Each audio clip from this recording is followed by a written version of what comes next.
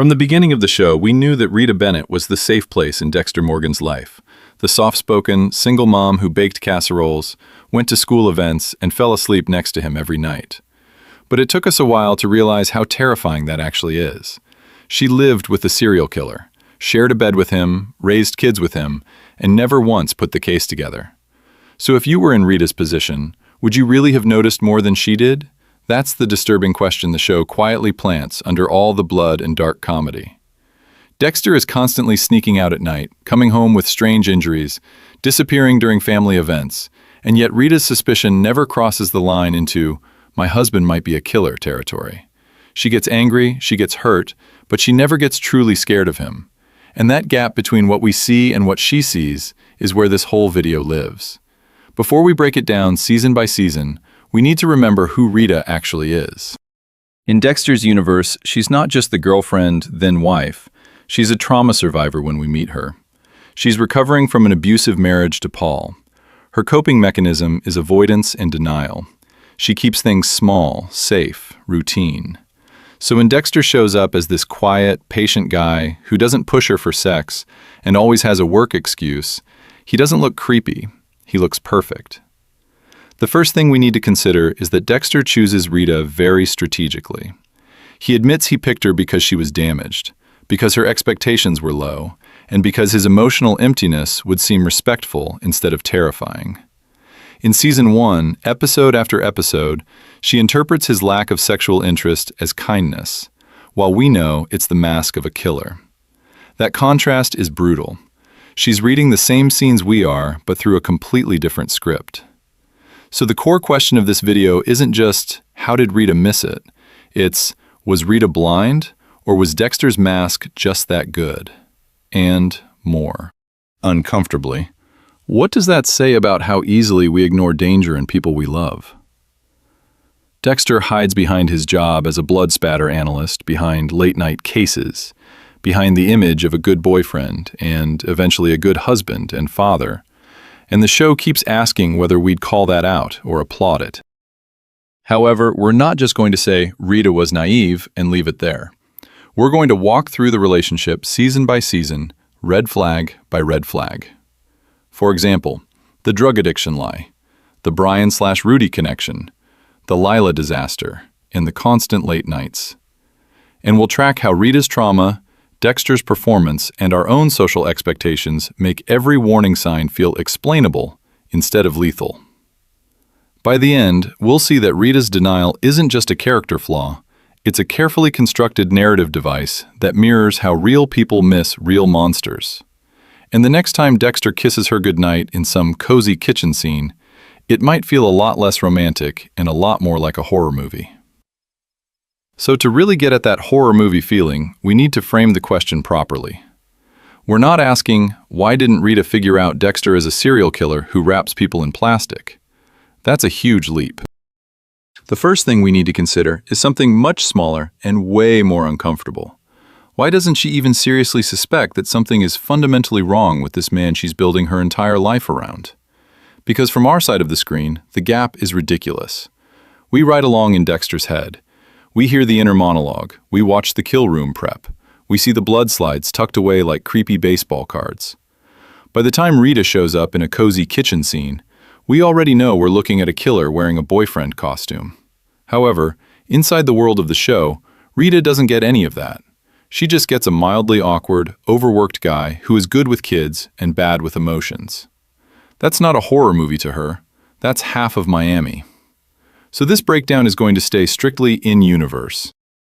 No omniscient hindsight. No, well, in Season X, Episode Y, we saw him murder someone right before date night, so she should have known. The question is, based only on what Rita plausibly sees and hears, how strange is Dexter really? How many red flags are actually visible, and how many are just visible to us because the camera keeps zooming in on them? To answer that, we're going to track three main variables. First, Rita's own trauma and coping style. She's a domestic abuse survivor whose default survival strategy is avoidance and denial, which means she's primed to cling to anything that looks like stability and not interrogate it too hard. Second, Dexter's curated safe guy persona. Around Rita, he leans into being boring, sexually patient, and almost aggressively non-threatening. Third, the structural protection of his job. Being a blood spatter analyst gives him the perfect, socially acceptable excuse for late nights, weird hours, and emotional numbness around violence. For example, when Dexter disappears for a case or comes home looking exhausted, Rita doesn't see a man sneaking away to kill someone. She sees a stressed forensic tech doing grim work and trying to be a good dad on top of it.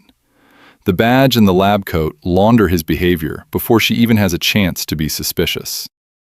Of course, that doesn't mean Rita is stupid or that the show is just hand-waving everything away. It means the writers are very carefully limiting her information so that her reactions stay believable. Our job is to respect that limit and still ask, within that bubble, why her alarm bells never really go off. And to do that, we have to start at the beginning. Because to understand Rita's blindness, we first have to understand why Dexter chose her as his cover in the first place. So if we start at the beginning, the first thing we need to consider is that Dexter doesn't just stumble into Rita's life. He hunts for a cover. And the show basically underlines that in Season 1 when we meet her. This isn't a rom-com meet-cute. This is a serial killer clocking a strategic asset. Rita's backstory is brutal. She's a survivor of severe domestic abuse from her ex-husband Paul. We're told he beat her, raped her, destroyed her sense of safety so thoroughly that when we first see her, she's anxious, withdrawn, and terrified of intimacy. She's raising 2 kids alone, she flinches at conflict, and she's so sexually avoidant that their relationship is mostly chaste hugs on the couch. In any other case, that would be a trauma victim trying to heal. In this case, it's also Dexter's dream scenario. Because Dexter literally calls her perfect. Not perfect as in soulmate. Perfect as in she doesn't expect sex, doesn't push for emotional intimacy, and needs someone who appears gentle. The show lets us into his internal monologue, where he frames her as the ideal girlfriend because she asks so little of him. No late-night emotional check-ins. No, why are you distant conversations. Just quiet dinners and surface-level affection he can fake on autopilot. Here's where it gets really creepy. Rita's low expectations of men make Dexter's emotional flatness look like kindness. She's coming from Paul, a violent, controlling abuser who used sex as a weapon. So when Dexter shows almost no sexual drive in Season 1, she reads that as patience and respect. When he seems detached, she interprets it as him giving her space. The exact behaviors that would set off suspicion for most partners register for her as the opposite, safety. That's not an accident. That's the design. And there is a massive power imbalance baked into that design. Dexter is consciously using her trauma as camouflage. He knows she's fragile. He knows she's desperate for a man who isn't a monster. And he leans into that nice guy act because it keeps her from asking questions about his secret life. Meanwhile, Rita is unconsciously using Dexter as a safe harbor. She needs a narrative where she finally picked a good man, a stable man, a non-killer. So both of them are invested in denial, but only one of them understands the full stakes. However, that was never going to stay static. As Dexter's life gets more complicated, Rita slowly moves from perfect cover to genuine emotional entanglement, and that's when the cracks in this arrangement start to matter. Because from day one, she isn't just in love. She's a character in a cover story Dexter is actively writing, without her consent. The real question is, what happens when the cover starts to fail and reality keeps trying to break in? So when that cover story starts to crack, Rita doesn't suddenly see a killer standing in her kitchen. She doubles down on the fantasy Dexter built for her. And the first thing we need to consider is how perfectly Season 1 Rita is wired to reinterpret every red flag as proof that he's a good man. From the beginning, Rita frames Dexter as the only guy who doesn't want anything from her body. After an ex-husband who raped and beat her, that's not just nice, that's miraculous. In those early scenes where she tells him she's not ready for sex, Dexter's relief at avoiding intimacy reads to her as saintly patience. The show even leans into it. Soft lighting in her living room, gentle music, the kids playing on the floor. The whole atmosphere is saying, this is safe, this is healing, this is the opposite of Paul. So his biggest psychopathic tell, no real sexual desire, no normal romantic drive, gets rebranded as compassion. When he brings her flowers and then happily goes home alone, Rita doesn't see emotional distance. She sees a man willing to wait as long as it takes. Of course, that sounds healthy to someone whose baseline is marital rape. Then we get to his disappearances. Early on, Dexter cancels dates, shows up late, or just vanishes into the night with a vague work excuse. In a typical TV relationship, that would trigger suspicion. With Rita, it triggers apology. For example, when he misses time with her because of a case, her instinct isn't, "What are you hiding?" It's, "I know your job is important. I shouldn't be so demanding." She's been conditioned to expect men to leave, so when Dexter pulls away, she rushes to prove she's not a burden. There's that heartbreaking pattern where he bails and she immediately blames herself. Maybe she's too broken, too needy, too slow to be intimate. His emotional detachment and physical absences become confirmation that she has to be extra understanding, extra low maintenance, or she'll lose him. Unfortunately, that's exactly the mindset that keeps her from following any thread of suspicion. Dexter's flat affect works the same way. When he doesn't pry into her trauma, doesn't push for details, doesn't react with big emotions, Rita reads it as respecting boundaries. To a trauma survivor, a partner who never pressures, never interrogates, and never explodes feels like winning the relationship lottery. The fact that he's also not really sharing his own emotional life, that gets filed under, he's private, and that's okay. And the show helps her sell that story to us. Those early couple scenes are bathed in warmth. Dexter awkwardly helping with the kids' Halloween costumes, or standing in her kitchen with a shy smile while the score goes soft and hopeful. Nothing about the framing screams creepy. It's almost like the series dares us to believe in good boyfriend Dexter right alongside her, which sets up the real problem for later seasons. If Rita is primed to see every strange behavior as patience, privacy, or hard work, what happens when Dexter's job hands him the perfect, permanent excuse for every late night and every lie? And that's where Dexter's day job steps in, like the world's most convenient invisibility cloak. The first thing we need to consider is what Rita actually thinks Dexter does all day. From her perspective, he's not some vague office guy. He's a blood spatter analyst for Miami Metro. He works real murders, sees real corpses, gets called out at insane hours. The show makes sure we hear characters casually mention late-night crime scenes, urgent cases, and mountains of paperwork. So when Dexter vanishes, it doesn't feel strange. It feels like the job. That job becomes the master excuse generator. Blood on his shirt? Of course there's blood. He works with blood. A call in the middle of dinner? That's not suspicious. That's duty. In Season 1, Episode 4, when the ice truck killer leaves that Barbie crime scene tribute in Dexter's freezer, he's clearly rattled. But when he's distant with Rita afterward, it reads as, creepy case got under his skin, not, serial killer rival is flirting with my secret. The same behavior, rebranded as work stress, suddenly looks sympathetic. For example, look at how often Dexter uses, I have to go in, to dodge intimacy. In Season 1, Episode 2, after Rita opens up about her abuse and they start to get physically closer, Dexter pulls away emotionally almost immediately. Not because he's shy, but because he literally has a killer to stalk. He leans on the lab, on evidence, on needing to check something at the station. Rita's response isn't, why are you running from me? It's, are you okay? Is work too much? Concern and support, not interrogation. And this is where gender expectations quietly do a lot of the heavy lifting.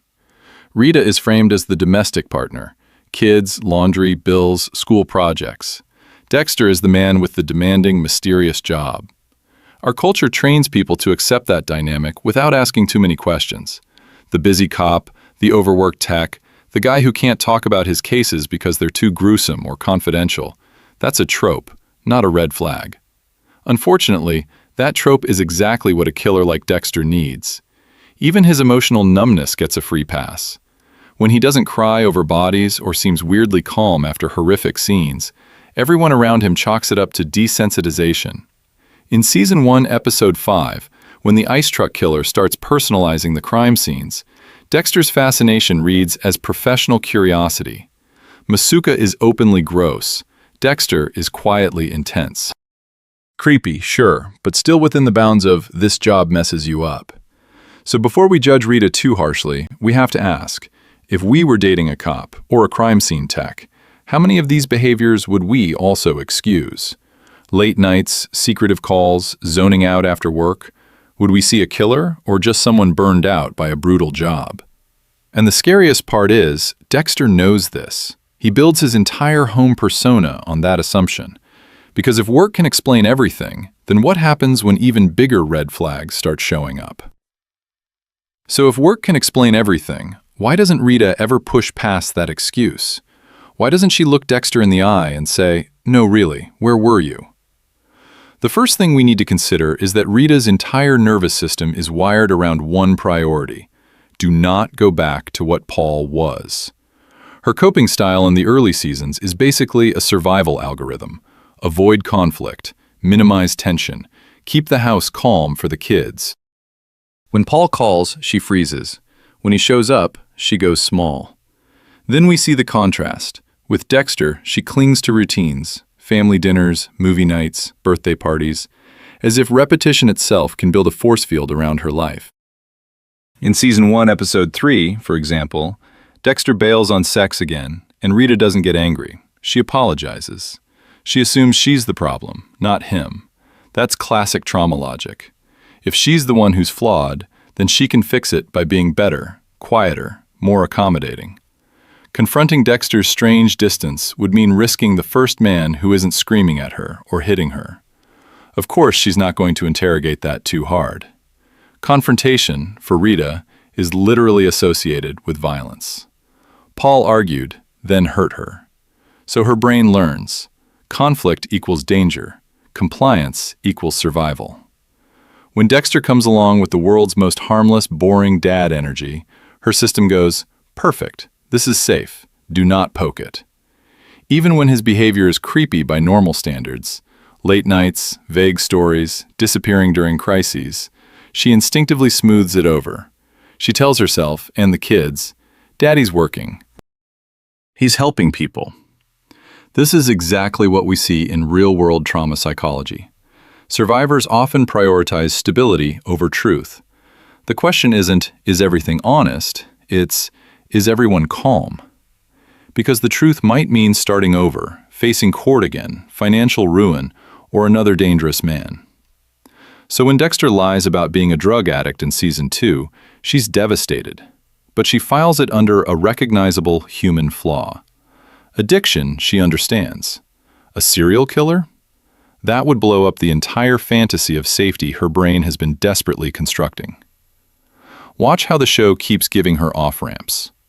When Dexter's absences spike, Rita pivots to optimism, planning the wedding, focusing on Astor's and Cody's milestones, talking about the baby. Whenever a scene could turn into, "What are you really doing at night?" she reroutes it into, "Let's go to the beach," or "The kids would love it if you were home for dinner." It's not stupidity, it's self-protection. However, that raises a darker question. If Rita's mind is working overtime to protect the fantasy, if every red flag gets recycled into, "He's just stressed," or "Work is hard," what happens when Dexter's lies eventually stretch past what even her trauma can explain? At what point does the fantasy of safety stop shielding her and start blinding her? And nowhere is that blind spot more obvious than in Season 1, when Rita's family brushes right up against a serial killer without ever realizing how close Dexter really is to the center of the storm. The first thing we need to consider is Rita's vantage point on the ice truck killer case. She's not tracking blood patterns or following refrigerated trucks. She's hearing about it the same way any cop's partner would, in fragments, over dinner, filtered through Deb and Dexter. From her angle, the big beats are simple. Deb gets a new boyfriend, Rudy. Deb's glowing, Dexter gives the awkward brotherly approval, and Rudy seems like a charming, slightly intense guy who helps fix Rita's AC and plays the good guest at family gatherings. Then everything explodes. Deb is kidnapped. The ice truck killer is suddenly not just a creepy headline, but the man who's been in Rita's house, at her table, near her kids. For example, in the finale, when Rudy snatches Deb, Rita's role is pure victim adjacent. Panicked phone calls, police swarming, the horror of realizing a serial killer used her living room as a staging ground. To her, this is an external nightmare that crashed into their lives, not part of Dexter's secret world. And here's the crucial part. Rita never learns the full truth about Dexter and Brian's biological connection. She never hears that the ice truck killer isn't just the psycho who dated Deb, but Dexter's brother, born in the same shipping container of blood. That revelation lives entirely in the thriller plotline, in scenes she's never in. As far as she knows, this is just a tragic, terrifying case that hit a little too close to home and then, eventually, ended. Dexter makes sure it stays that way. He compartmentalizes like a pro. Around Rita, he's the worried brother, the supportive boyfriend, the guy who's busy with the case but still shows up to help with the kids. He keeps every personal entanglement with Brian locked behind the police work excuse. When he disappears, it's because of the investigation. When he's distracted, it's because Deb is in danger. Nothing about his behavior requires a leap to "my partner is secretly tied to the killer." That's where the show's structure becomes Rita's blindfold. She is literally not in the room for the big reveals we see. The flashbacks to the shipping container, the confrontations between Dexter and Brian, the moment Dexter chooses Deb over his brother, those are thriller scenes. Rita is stuck in the domestic drama, worrying about bedtime and custody and whether Deb is okay. So of course she doesn't suspect him in season 1. The narrative keeps her in a different genre. We're watching a serial killer thriller where every look Dexter gives Brian is loaded with dread. Rita's living a family melodrama where the moral is, thank God the cops caught the bad guy. The scary part is what happens when those two genres stop staying separate. That line is where we need to hit pause. Before we follow Dexter into season 2 and watch those genres collide, the first thing we need to consider is, what would you have actually seen in Rita's place? Not what you, a person who knows Dexter is a killer from the pilot, would flag on a rewatch. What you, exhausted, working, raising kids, dating a guy in law enforcement, would notice on a random Tuesday.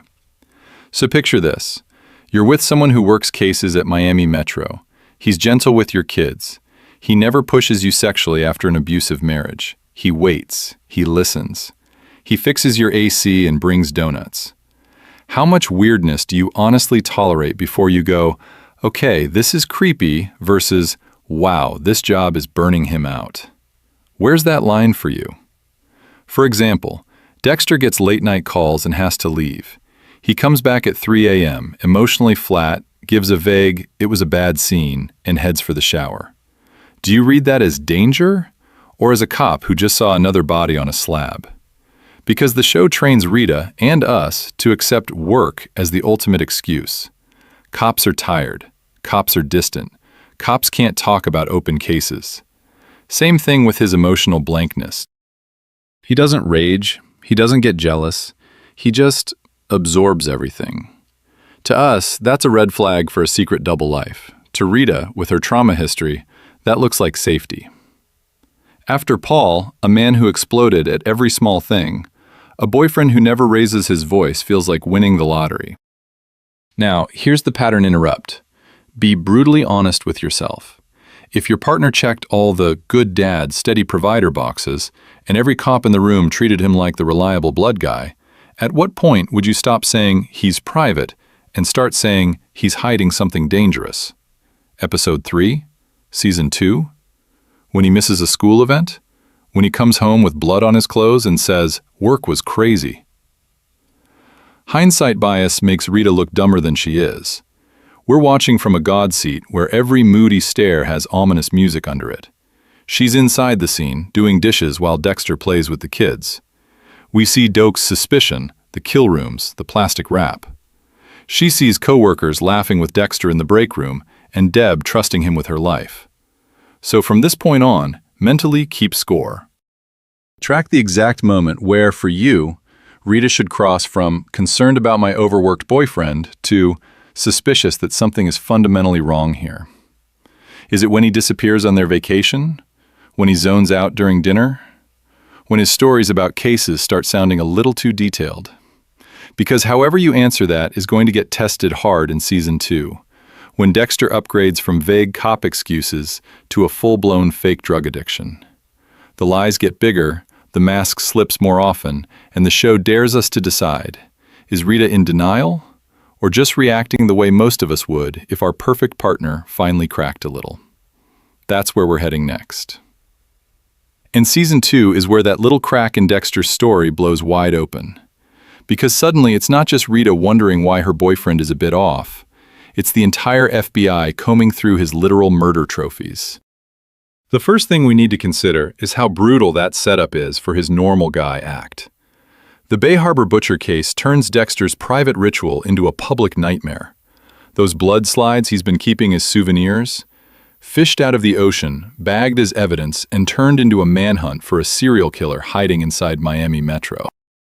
Overnight, his double life isn't just stressful, it's actively collapsing. He's sneaking onto his own crime scenes, sabotaging evidence, tracking the investigation like any other cornered killer. And all of that pressure bleeds straight into Rita's world. He's more distracted than ever, spacing out mid-conversation, vanishing at strange hours, giving even flimsier excuses about late nights at the lab and extra work on the case. Watch the early episodes of that season and his mask is already slipping. He forgets plans with the kids. He shows up late, jittery, emotionally vacant. When Paul dies and Rita is grieving, Dexter is there physically, but not really there. He's busy calculating whether Lundy is about to match those slides to him. From our perspective, this is the point where you want to yell at the screen, how is she not getting suspicious yet? However, this is also where the writers pull off one of their smartest moves. Instead of letting Rita walk toward the correct answer, my boyfriend might be a killer, they guide her toward a much more familiar story. Dexter's erratic behavior, the lies, the secretive nights out, the way he's guarding his boxes in his car like they're full of contraband. All of that can be reframed through something she already understands, addiction. And the show hands her the perfect nudge. The planted heroin, the arrest, the rehab pamphlets. Suddenly, there's a clean, almost comforting label for everything that's been off about Dexter. Of course he's distant. Of course he's lying. Of course he disappears at night. He's a drug addict trying to get clean. For example, when he starts going to those NA meetings with Lila, every creepy late-night drive that's actually about stalking a target can now be explained away as, I'm going to a meeting, I'm working my steps. From the audience side, it feels wild. Rita is living with the Bay Harbor butcher during the Bay Harbor butcher investigation, and the secret she's desperately trying to solve is, why didn't you tell me you were using? But that's exactly the point. The NA storyline becomes a decoy mystery, a safe puzzle for her to put together while the real horror sits just out of frame.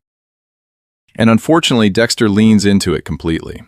He weaponizes vulnerability, lets her catch him looking ashamed, plays the flawed but recovering boyfriend.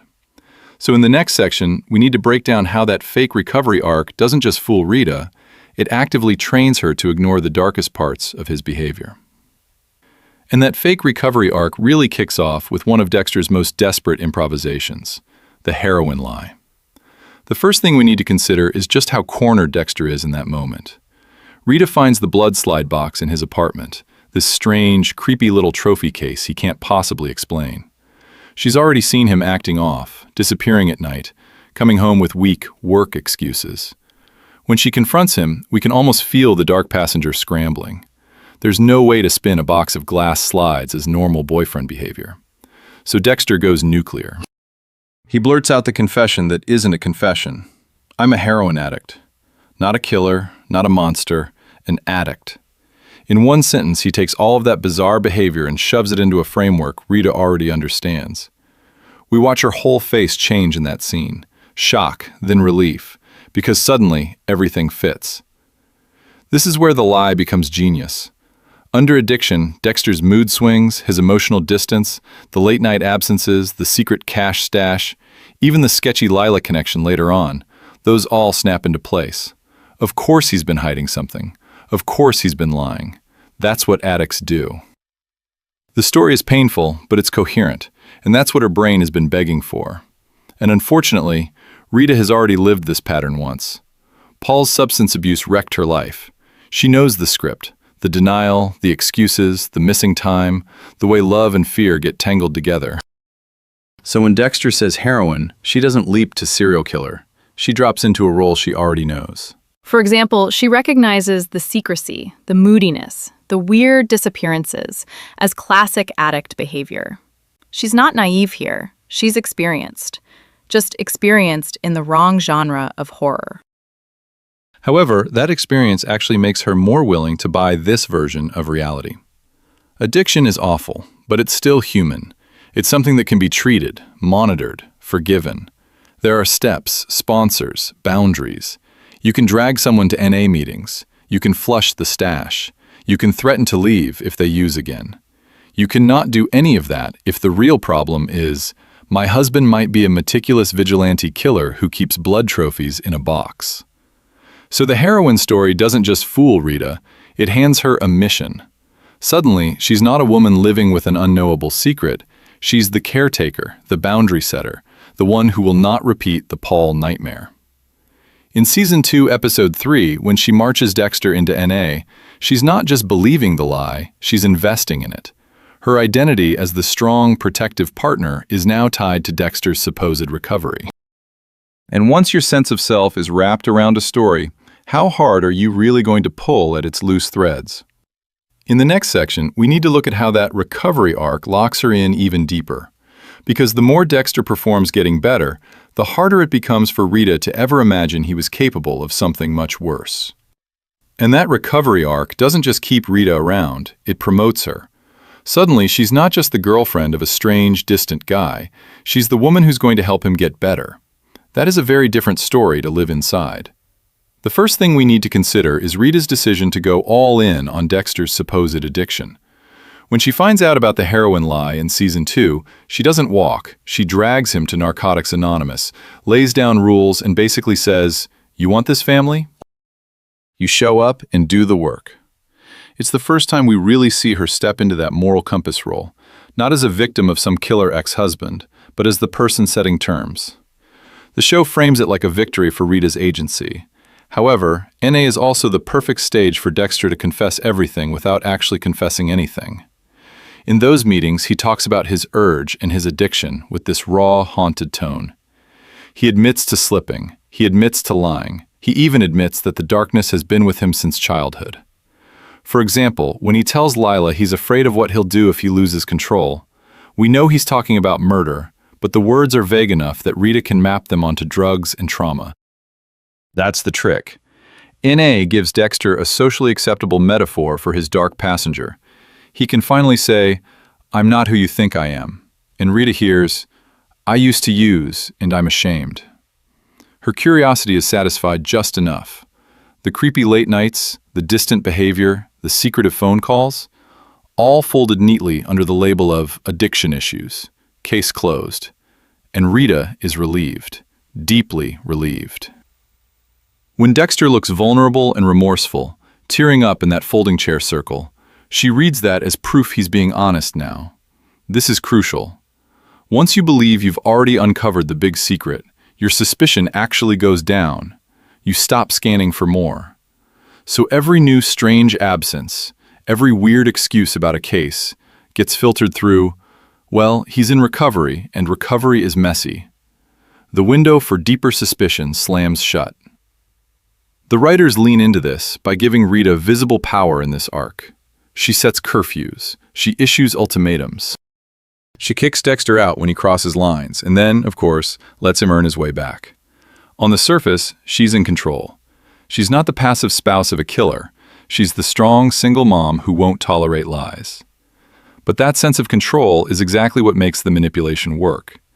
Dexter can keep killing as long as he hits his NA meetings and performs contrition on schedule. Which raises the real problem. What happens when new red flags show up that don't fit the addiction story at all? When the lies get bigger than, "I relapsed," and the danger feels different, more calculated than chaotic. Does Rita reopen the case on Dexter, or double down on the only explanation she's willing to live with? So when those new red flags start popping up in Season 2, Rita doesn't drop the addiction story. She upgrades it. Dexter's no longer just a guy who slipped, he's a long-term recovery project. And once you cast someone in that role, every strange behavior gets run through the rehab filter instead of the "is my boyfriend a killer" filter. The first thing we need to consider is how obvious some of these patterns look to us, because we know the secret. Dexter's still out all night, still coming home at bizarre hours, even after his supposed recovery arc. In any other case, that's cheating, drugs, or something criminal. With Rita, it becomes work stress plus temptation. When he disappears, her first question isn't, "What is he hiding?" It's, "Is this going to make him use again?" That shift sounds subtle, but it completely rewires her suspicion. For example, when Dexter staggers in late, looking emotionally drained but eerily calm, Rita reads it as a guy who just white-knuckled his way past a relapse. She literally says versions of, "You must be exhausted," and "You've got so much on your plate." The lateness itself is no longer the problem. The potential drugs are. Dexter can keep the same behavior and just swap out the excuse. The emotional disconnect gets the same treatment. There are scenes where they're trying to be intimate and Dexter mentally checks out, going blank behind the eyes. To us, it's that creepy, hollow Dexter look we've seen right before he stalks a target. To Rita, this is shame, withdrawal, fear that his past addiction has ruined him sexually. She leans in with comfort instead of confrontation, because confronting risks destabilizing his recovery. That's the real trap. Her focus moves from investigation to maintenance. Early on, she wonders, why is this man so closed off? By season 2, the question has mutated into, how do I keep this man clean and stable for the kids? Once you accept addict in recovery as the core story, you stop asking broader questions that might blow that story up. You don't look for a killer when you're busy monitoring triggers and NA chips. However, the weirdest part is how even Dexter's inconsistencies get rebranded as progress. He's too calm, must be working his program. Too composed after a stressful episode? Guess therapy's paying off. When he offers a neat, tidy explanation that doesn't quite line up, Rita reads the composure itself as proof that he's being honest. The more convincingly he lies about the addiction, the safer she feels about the real secret. And season 2 quietly proves a brutal psychological point. Once someone believes they've identified your fatal flaw, they eventually stop looking for another one. Rita has her answer. She doesn't need a darker theory. Which sets up the next problem. What happens when Dexter's life gets so extreme that even the addiction narrative can't cover the blood anymore? Which brings us to the thing Dexter is weirdly best at, looking like the safest man in the room. If the addiction story covers the late nights, the good dad performance covers everything else. And this is where the show really messes with us. The first thing we need to consider is how aggressively the series bathes Dexter in domestic softness.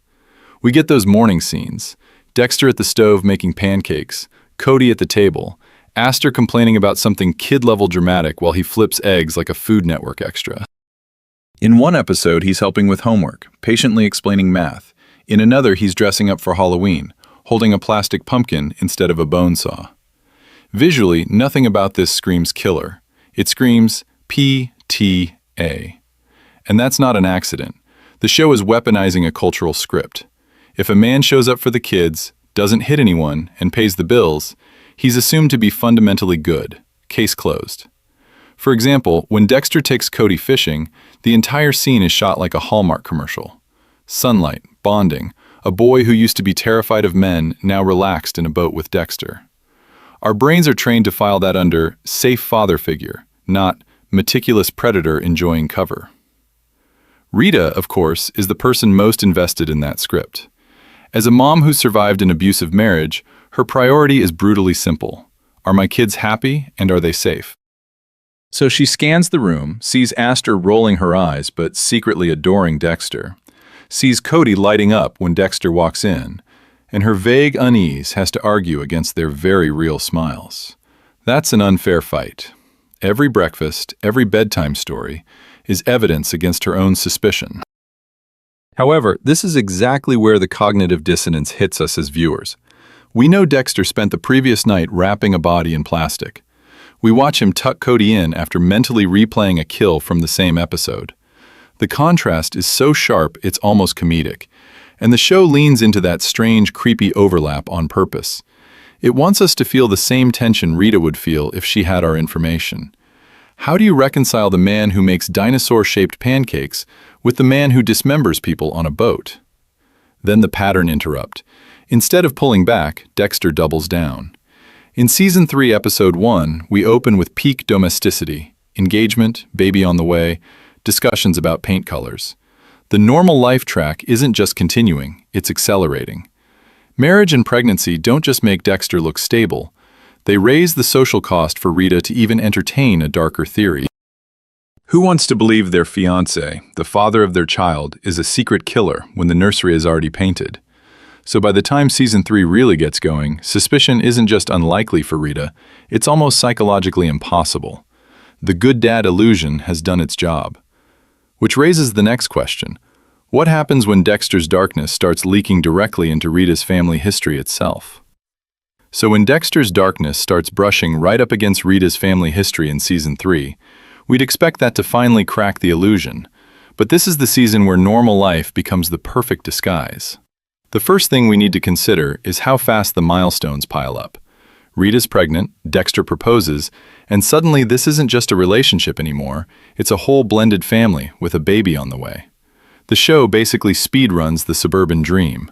Engagement, talk of a house, merging finances, planning the future.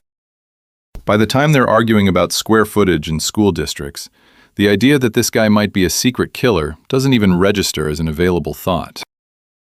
Those milestones don't just add happiness, they add sunk cost. Rita has staked her emotional recovery on Dexter being the safe man after Paul. Her kids call him Dad. Her friends at work, like Deb, already treat Dexter as part of the family. Walking away now wouldn't just mean a breakup, it would mean publicly admitting she misjudged her forever partner. That's brutal. So when Dexter does something strange or emotionally distant, the brain goes into damage control mode. Better to downgrade it to a relationship flaw than nuke the whole life plan. And Season 3 gives Rita a very convenient narrative to file Dexter under. Stressed new dad. We all know that trope. He's tired, distracted, working late, missing phone calls. In another show, that would just mean he's bad at time management. Here, of course, it's because he's juggling a full-time homicide job with being a serial killer and secretly mentoring Miguel Prado. But to Rita, it looks like textbook guy overwhelmed by responsibility. When he spaces out in a scene, when he offers a weak excuse for being late, it doesn't trigger suspicion, it triggers empathy and maybe mild annoyance. However, that empathy comes with a cost. Her focus shifts almost entirely to practical survival. Money, space, baby prep, healthcare, childcare logistics, Rita's bandwidth is gone. For example, when they're scrambling to afford a bigger place, the conversations are about mortgages and job stability, not Dexter's inner world. She's measuring nursery walls, not his emotional temperature. Any creepy vibes that Dokes would have locked onto immediately just get buried under diaper math and overtime schedules. Meanwhile, Dexter is running one of his most dangerous extracurricular cases yet with Miguel Prado, and Rita sees almost none of it. The writers keep those worlds almost completely separate. Miguel shows up to a barbecue, there's some friendly small talk, and that's it. Rita never sees the late-night rooftop talks, the plastic, the rage. So from her point of view, Miguel is just another work friend in a suit, not a mirror of Dexter's own darkness. And that separation is key, because it reinforces the pattern. Rita only ever sees the surface of Dexter's life. The more normal milestones they stack, the thicker that surface becomes. Which leads us to the real problem. What happens when Dexter's normal and his murders can't stay in separate boxes anymore? So when those separate boxes start to overlap in Season 3, the first thing we need to consider is how easy it is for Rita to blame everything on stress. New baby, new house, new responsibilities. It's the perfect storm of excuses, and Dexter sails right through it. We see it first in the small, supposedly happy moments. Doctor appointments where Dexter zones out. House discussions where he's present but clearly running kill scenarios in his head instead of mortgage numbers. In another marriage, that distant stare would trigger suspicion. With Rita, it just reads as a guy freaking out about money and diapers.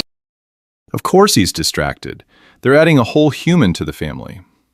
The show leans into that, framing his blankness as overwhelmed dad rather than secret killer doing mental logistics.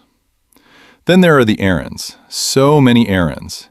Dexter is constantly slipping away for work stuff, ducking out of family scenes with vague lines about cases, blood work, or helping Miguel.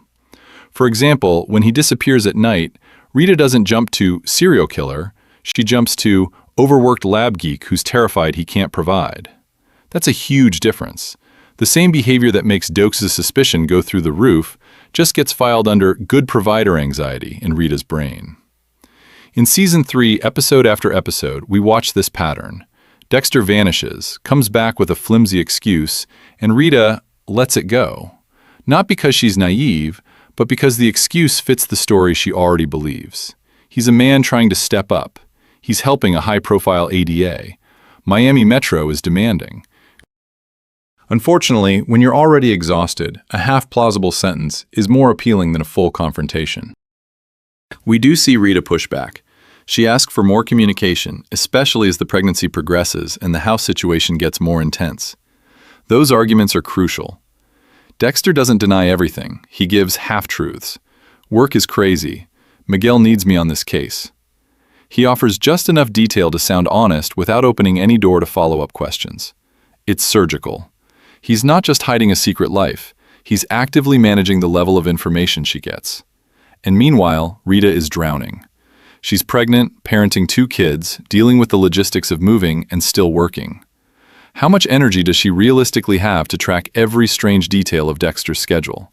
To remember that one night he said he was at the lab, but the next morning he mentioned being with Miguel. The show makes sure we see her dropping balls, because that's the point. Normal life is chaotic enough without adding, investigate your boyfriend like Dokes to the to-do list. So Season 3 quietly becomes the test run for Dexter's suburban camouflage. Stress explains everything, until it doesn't. Because if Season 3 is about building the illusion of normalcy, Season 4 is where that illusion doesn't just crack, it starts bleeding. And that's when Rita finally gets close enough to the truth for it to kill her. And Season 3 is where that illusion gets stress tested by the worst possible variable, another killer who actually knows what Dexter is. The first thing we need to consider is Dexter's friendship with Miguel Prado as a kind of dark engagement party. While Rita is picking flowers and arguing about guest lists, Dexter is out in the Everglades teaching an assistant district attorney how to saran wrap people. In Season 3, Episode 3 through 10, we watch this bromance go from, you understand my darkness, to, you're an unstable, power-hungry liability at record speed. At first, Miguel looks like Dexter's fantasy solved, a powerful ally who not only knows his secret, but helps pick targets. They take out Ethan Turner, then Freebo. Then Miguel starts pushing boundaries with Ellen Wolf. By the time Dexter realizes Miguel is using the code as an excuse to kill whoever he wants, the partnership is basically a bomb with a necktie. That's not just dangerous, it's sloppy, emotional, loud. Exactly the kind of thing that should ripple into his home life. However, notice who's almost completely missing from this spiral. Rita. She hears Miguel's name at barbecues, she meets his wife, she sees the charming politician doing toasts, but she never sees the garage confrontations, the rooftop threats, the plastic-covered kill rooms. For us, Miguel is the dark mirror of what Dexter could become without rules. For Rita, he's just Dexter's intense new friend from work. That gap is not an accident. The show keeps Rita in a totally different genre. She's in a wedding dramedy. Dexter and Miguel are in a vigilante horror movie. For example, in the same stretch of episodes where Dexter is stalking Miguel to confirm he killed Ellen Wolf, Rita's biggest problem on screen is whether they can afford a bigger house and if Dexter is emotionally ready to be a husband and father. Her reality literally never collides with his. This is where it stops being about Rita missing clues and becomes about structure. The writers almost never put her in a scene where suspicion would be unavoidable. She doesn't walk in on Dexter and Miguel having one of those barely veiled, I know what you are, arguments. She doesn't overhear the conversations about taking care of people. She's not at Miami Metro when Miguel's body turns up, and everyone quietly realizes this is a lot closer to home than it should be. So when Miguel turns from best man to body on Dexter's table, Rita experiences none of the whiplash we do. Miguel just exits her story. A tragic off-screen event, not the culmination of Dexter training and then eliminating another killer. And unfortunately, that pattern doesn't stop with Miguel. Season 4 keeps Rita one step outside the frame every time Dexter's real nature is in play, which is exactly why she can live with a monster and only meet the monster at the very end. Season 4 is where that distance becomes the whole point. Dexter finally gives Rita everything she's supposed to want, and the show uses that fantasy as camouflage for the most dangerous case he's ever worked. The first thing we need to consider is just how aggressively normal Dexter's life looks on paper now. He and Rita are married, they have baby Harrison, they move out of Miami grit into pastel suburbia, complete with lawn, neighbors, and a house that looks like it was ripped from a mortgage commercial. At the exact same time, Miami Metro pulls in the Trinity killer case, which is, of course, the darkest, most disturbing pattern Dexter has ever chased. On one side, backyard barbecues. On the other, a ritualistic family annihilator. That contrast is not subtle. From Rita's perspective, though, this is the dream finally delivered. After an abusive marriage and years of just surviving, she's got the full package. Husband, 3 kids, a baby, a house with an actual nursery instead of hand-me-down trauma. So when we see marital friction, Dexter missing things, snapping, zoning out, it plays as new baby stress, not serial killer stress. She's living the script she's been chasing since season 1, and the script tells her, this is what happiness looks like. And Dexter's behavior fits a stereotype everyone recognizes. He's exhausted. He falls asleep in strange places.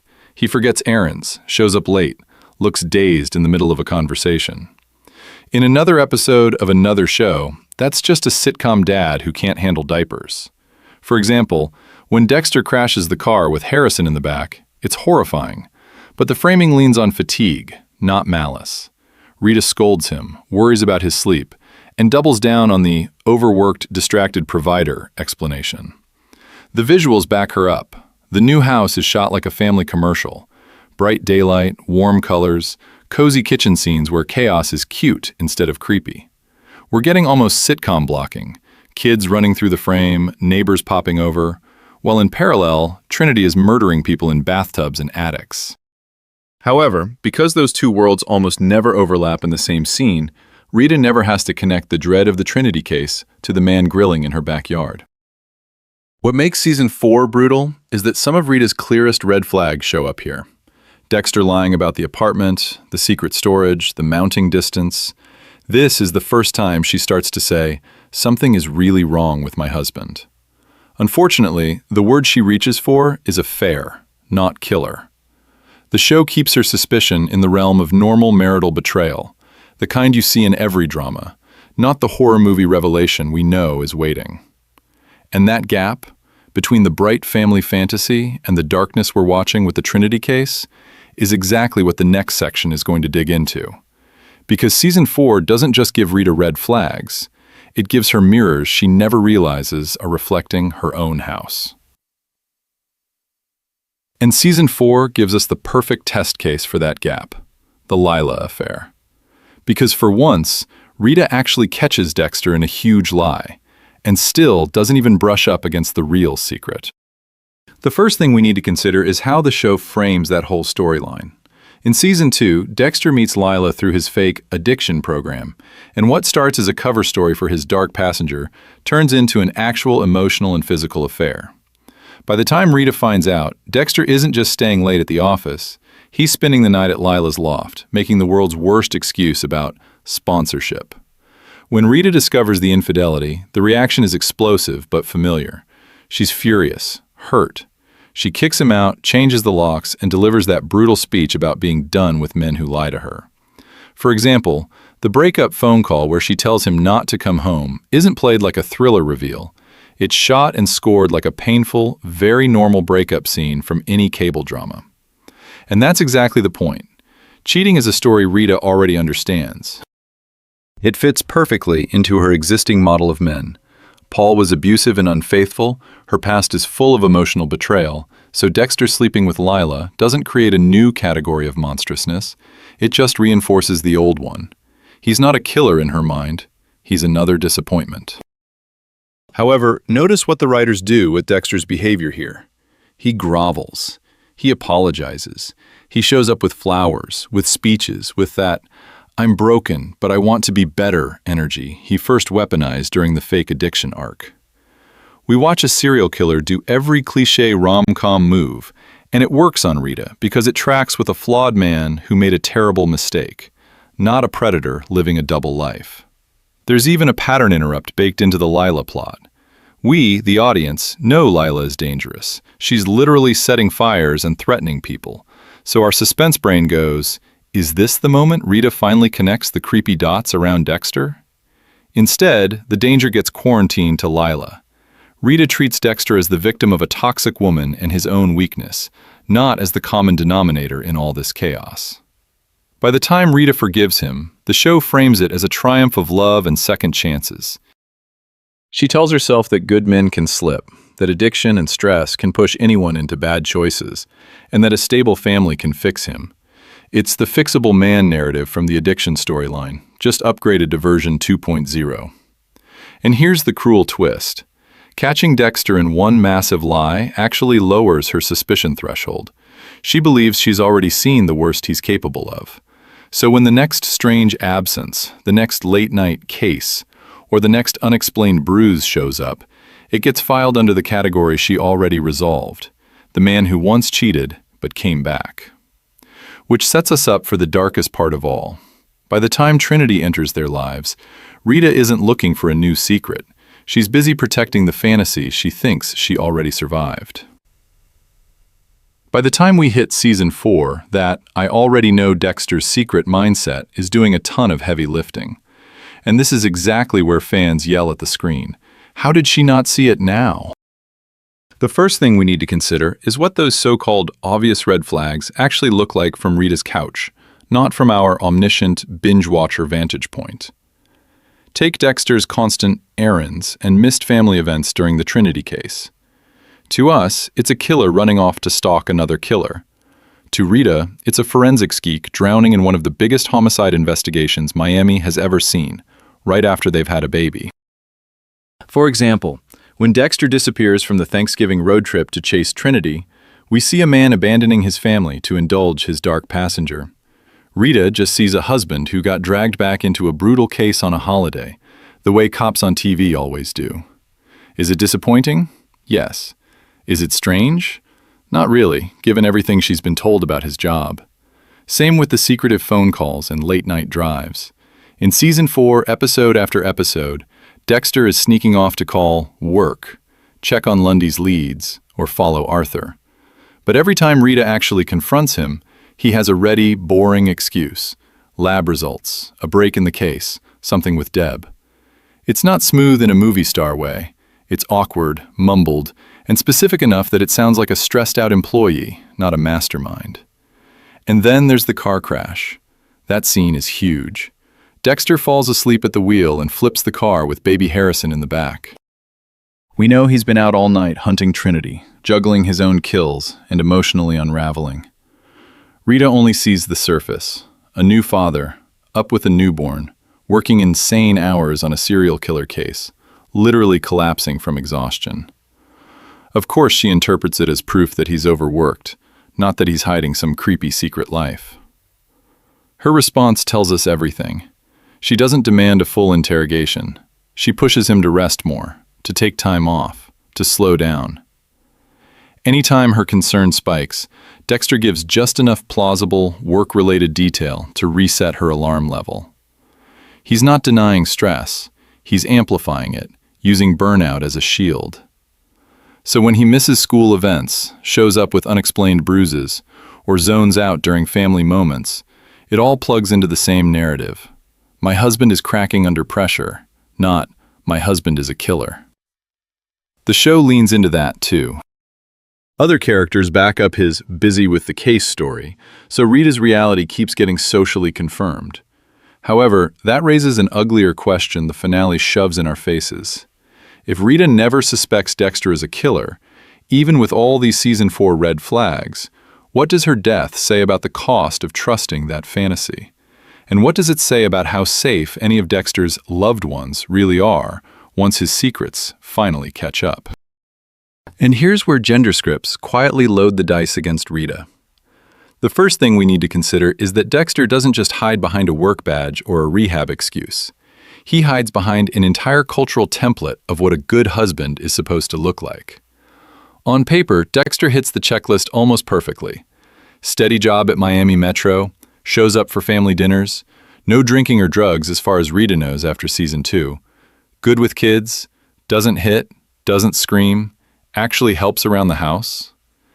In episode after episode, we see him doing diapers, school runs, assembling furniture, standing in the backyard grilling like a suburban NPC. Compared to most TV dads, that's not suspicious, that's aspirational. Those traits don't just make him look decent, they activate a protective stereotype. The good guy, who might be emotionally distant, might be a little off, but is fundamentally safe, especially when you stack him next to Paul. Paul is the obvious danger. Drugs, violence, yelling, cops at the door. Dexter is the anti-Paul. He's calm, sober, reliable, the guy who shows up to Rita's house with groceries instead of bruises. Of course, Rita's brain files him under safe male and leaves it there. And it's not just Rita. Her friends, her mom, even us as viewers use comparison logic. We watch a scene where Dexter bails on date night for a case, and the reaction isn't, wow, creepy double life. It's, well, at least he's not like Paul. When he lies about the Lila affair, it plays as a messy human screw-up, not as part of a killer's larger pattern of secrets. The baseline is so low that anything above violent addict gets graded on a curve. Here's the pattern interrupt. Dexter's biggest asset isn't his charm, it's his awkwardness. His lack of passion, his flat affect, the way he stands at parties like he's buffering. It all feeds into the harmless nerd archetype. In media, the guy who can't quite connect, who would rather talk about work than romance, is rarely coded as physically dangerous. He's the lab geek, not the killer in the room. So when Dexter zones out around Rita, she reads shy and traumatized, not predator running murder calculations. However, that's exactly the trap. Rita isn't just blinded by love, she's blinded by a whole culture that tells her men who look and act like Dexter aren't the ones you fear. The show uses that mask ruthlessly. We want to believe the good husband fantasy as much as she does, right up until the finale rips it away. The real question is, once you see how effective that mask is, what other Dexters suddenly look a lot less safe? Because the next layer isn't just about gender roles in general, it's about Rita's specific trauma history, and how Dexter consciously targets that vulnerability to keep his secret life intact. And this is where we have to zoom out of Miami Metro and into the writer's room.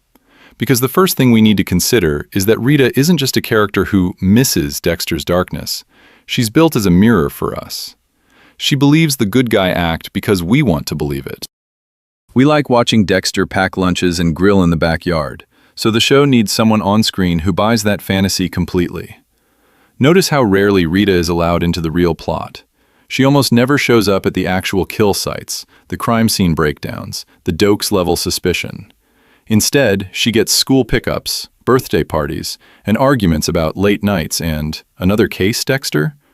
That's not an accident. Keeping Rita out of the investigation bubble lets us emotionally invest in this cozy, domestic spin-off that exists inside a serial killer show. We get to relax with her, forget the plastic wrap, and pretend this is just a slightly strange family drama. For example, in Season 1, when Rita interprets Dexter's lack of sexual interest as patience after her abuse, the series is doing double duty. In-universe, it fits her trauma. Metatextually, it lets us reframe a huge red flag as something sweet. We're complicit in that reframing. We don't want the creepy explanation, we want the hallmark one. However, that only works if Rita is fully committed to the nicer version too. Her scenes function like commercial breaks from murder. Every time we cut from a dismembered body to Dexter washing dishes with baby Harrison, the tone whiplash is intentional. Rita's kitchen is a safe bubble, and the show knows we don't actually want that bubble popped every 5 minutes, with Dokes yelling, "I know what you are," at the dinner table. Of course, that's exactly why her world feels so fragile in retrospect. We were using her as our emotional shield the whole time. That's also why Rita's death hits like a truck. It's not just that Dexter loses his wife, it's that the show murders our safe zone. We, like Rita, underestimated how close the darkness was to the normal life. We watched him tuck the kids in and then go kill a man, and we told ourselves those were two separate genres. The finale in Season 4 rips that illusion away in one bathtub. Suddenly, the domestic B-plot was never separate. It was always the crime scene. So, if Rita is designed to mirror our denial, that raises an uncomfortable question. Within that setup, was there ever a realistic moment where she could have broken through it? Is there a specific scene, a specific lie, where the writers actually give her a chance to see the killer under the husband mask, and she turns away anyway? To answer that, the first thing we need to consider is what reasonable suspicion would even look like from Rita's side of the bed. We're not talking about a vague, Dexter's a little strange. We're talking about enough consistent lies, unexplained injuries, creepy proximity to violence, and personality shifts that don't fit normal boxes like stress, burnout, or addiction. You need a pattern so extreme that the word killer doesn't feel ridiculous. So let's run it season by season and see if the show ever actually gives her that pattern. Season 1. Rita meets Dexter as the world's safest man. No sex drive, no pressure, endlessly patient. For her, as a domestic abuse survivor, that's not a red flag, that's a miracle. The lack of intimacy and emotional distance that would set off alarms for a lot of partners, she explains it as kindness after what Paul did to her. Dexter even tells us he chose her because her trauma and low expectations would protect his secret. From her angle, all the weirdness is framed as compassion and work stress, not as murder prep. Season 2 is the closest the writers bring her to something big, and they still hand her a clean narrative. Dexter's late nights, mood swings, and missing time finally get too obvious, and what does he do? He throws out the drug addiction excuse. In another show, that lie might crack open the whole case. Here, it becomes the explanation. Rehab, shame, relapse with Lila, everything funnels into a very human, very non-homicidal story about a damaged guy self-medicating. A more suspicious partner might ask, okay, but where's the actual dealer? Why all the secrecy? Rita, however, has a lifetime of practice turning chaos into a simple, survivable story. He's an addict is painful, but it's familiar. He's a serial killer is not. Season 3, Dexter levels up to husband and stepdad. On paper, that move kills a lot of suspicion. Stable job at Miami Metro, committed family man, baby on the way. When he's distracted or emotionally unavailable, she can easily chalk it up to new dad nerves and pressure at work. For example, when he disappears or seems distant during the Miguel Prado arc, Rita doesn't see secret kill room logistics. She sees a guy drowning in responsibility and wedding bills. Season 4 is the real stress test. Trinity, the baby, the house in the suburbs. This is where, if the show wanted Rita to connect the dots, they could have flooded her with red flags. Instead, they keep her outside almost every key scene. She doesn't see the blood, the trophies, the stalking. She sees fatigue, irritability, and classic, I'm married to a cop absences. That's annoying, not incriminating. So could Rita have ever put it together? She might have felt something was off, sure. But the jump from emotionally distant, maybe cheating, maybe using, to serial killer is a leap the narrative never equips her to make. And that's not just about Rita's psychology. It's about what the camera refuses to show her. Which raises a darker question for us. If someone like Rita couldn't see it, what would it actually take for anyone in Dexter's normal life to finally break through the act? And nowhere does that question hit harder than in the final image of Season 4. We go from Dexter chasing the Trinity killer to Dexter walking into what looks, at first, like any other quiet domestic scene. The baby's crying, the house is still. But then we see it, Rita dead in the bathtub, water turned red, and Harrison on the bathroom floor, crying in blood. It's a deliberate echo of Dexter as a child, sitting in his mother's blood in that shipping container. Two different shows, one frame. The first thing we need to consider is how brutally the series collapses Dexter's double life in that moment. Up to this point, Rita's story has almost been its own genre, a grounded domestic drama about a woman rebuilding after abuse, trying to craft a safe, boring, normal family. Dexter's story is the serial killer thriller that runs alongside it. In that bathtub scene, those two tracks finally smash together, and the result is horrifying precisely because Rita was never allowed to see the other show she was actually starring in. As far as we know, Rita dies believing Dexter is a flawed but loving husband and father. A guy with a stressful job, some secrets, a relapse into drug use, and a terrible excuse or two about late nights and strange absences. But not a man who lives by a code of killing. Not someone stalking Arthur Mitchell across the country. She doesn't die thinking, my husband is a monster. She dies thinking, at worst, my marriage is in trouble. That gap is the tragedy. And here's the cruel irony. Her ultimate punishment doesn't come from Dexter confessing or from his lies directly blowing up in her face. It comes from the world he inhabits and hides from her. Trinity doesn't kill Rita because she uncovered the secret. He kills her because Dexter dragged his serial killer case into their orbit and refused to let her see how dangerous that really was. The killer she needed to be afraid of wasn't in her bed. He was in her husband's shadow. That's why the scene feels so wrong on a gut level. Harrison in blood is a visual callback we recognize instantly, but Rita never will. We, the audience, understand the generational trauma loop snapping shut. Dexter understands that his origin story just repeated itself. Rita, however, never gets that context. She never learns what any of this means. So what's worse, to die knowing the truth about the person you loved, or to die clinging to a comforting lie? Is Rita's ignorance a final mercy, sparing her from the full horror of Dexter's secret life? Or is it the ultimate, cruel consequence of a relationship built on denial and half-truths? Because if the show is willing to do that to Rita without her ever understanding why, it forces us to ask an even darker question about what that blood-soaked baby on the floor is going to grow up not knowing next. So before we blame Rita for not seeing the monster in front of her, we need to hit pause on the tragedy and look sideways for a second. Because the first thing we need to consider is that other women on this show get very different results from the exact same Dexter. Start with Deb. Deb is literally trained to see what doesn't fit. She's a cop, raised in a police household, marinating in cases, reports, and crime scenes. Her whole job is to notice the strange detail that breaks the pattern. Of course she's going to clock Dexter's weird absences, his creepy calm at murder scenes, his way of being just a little too okay with blood. She's wired for suspicion. Her emotional baseline is, everyone might be lying to me, prove you're not. Rita is the opposite. She's not scanning for killers, she's scanning for safety. She's a domestic abuse survivor whose nervous system is begging for boring.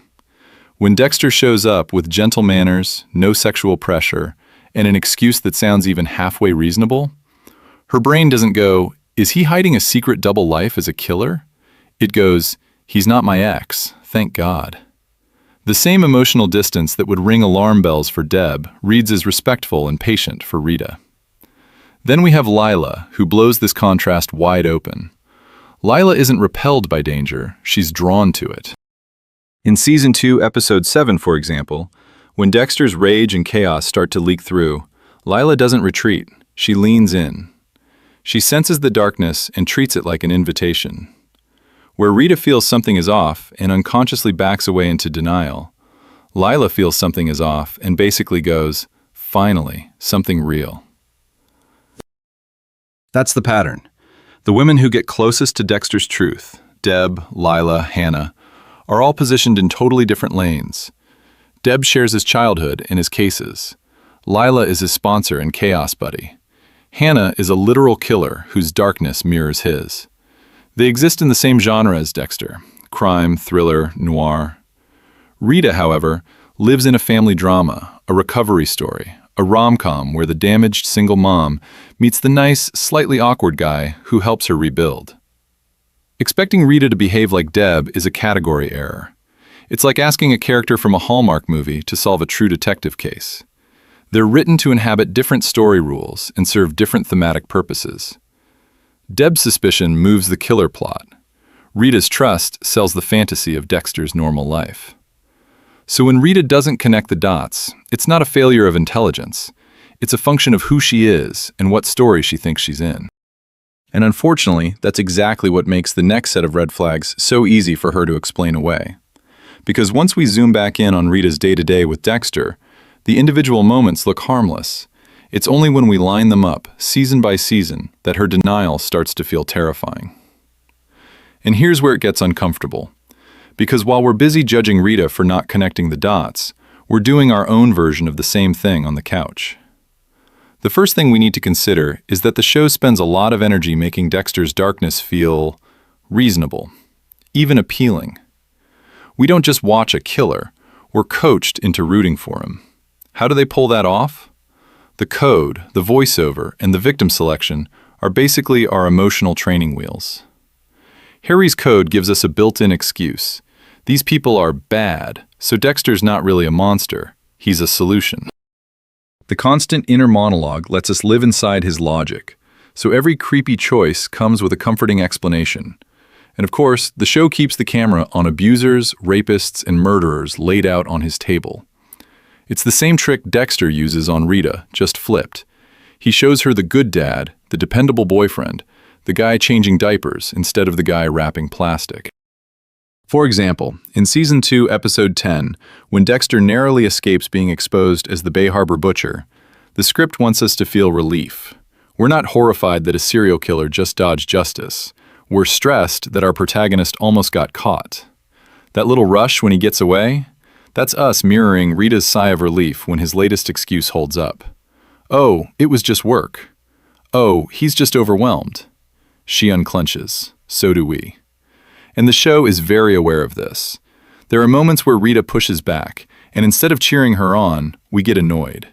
When she questions his late nights, when she's angry about the supposed drug addiction, when she's suspicious of Lila, there's this subtle friction. She's getting in the way of the case, of the kills, of the plot moving. However, that irritation exposes how invested we are in Dexter's mask staying intact. We don't want Rita to look closer, because if she really saw him, the whole fantasy of the functional serial killer life would collapse. So when we call Rita naive, the show quietly throws the question back at us. Why are we so eager to believe Dexter's justifiable killer story? Dokes looks at the same man and sees a predator.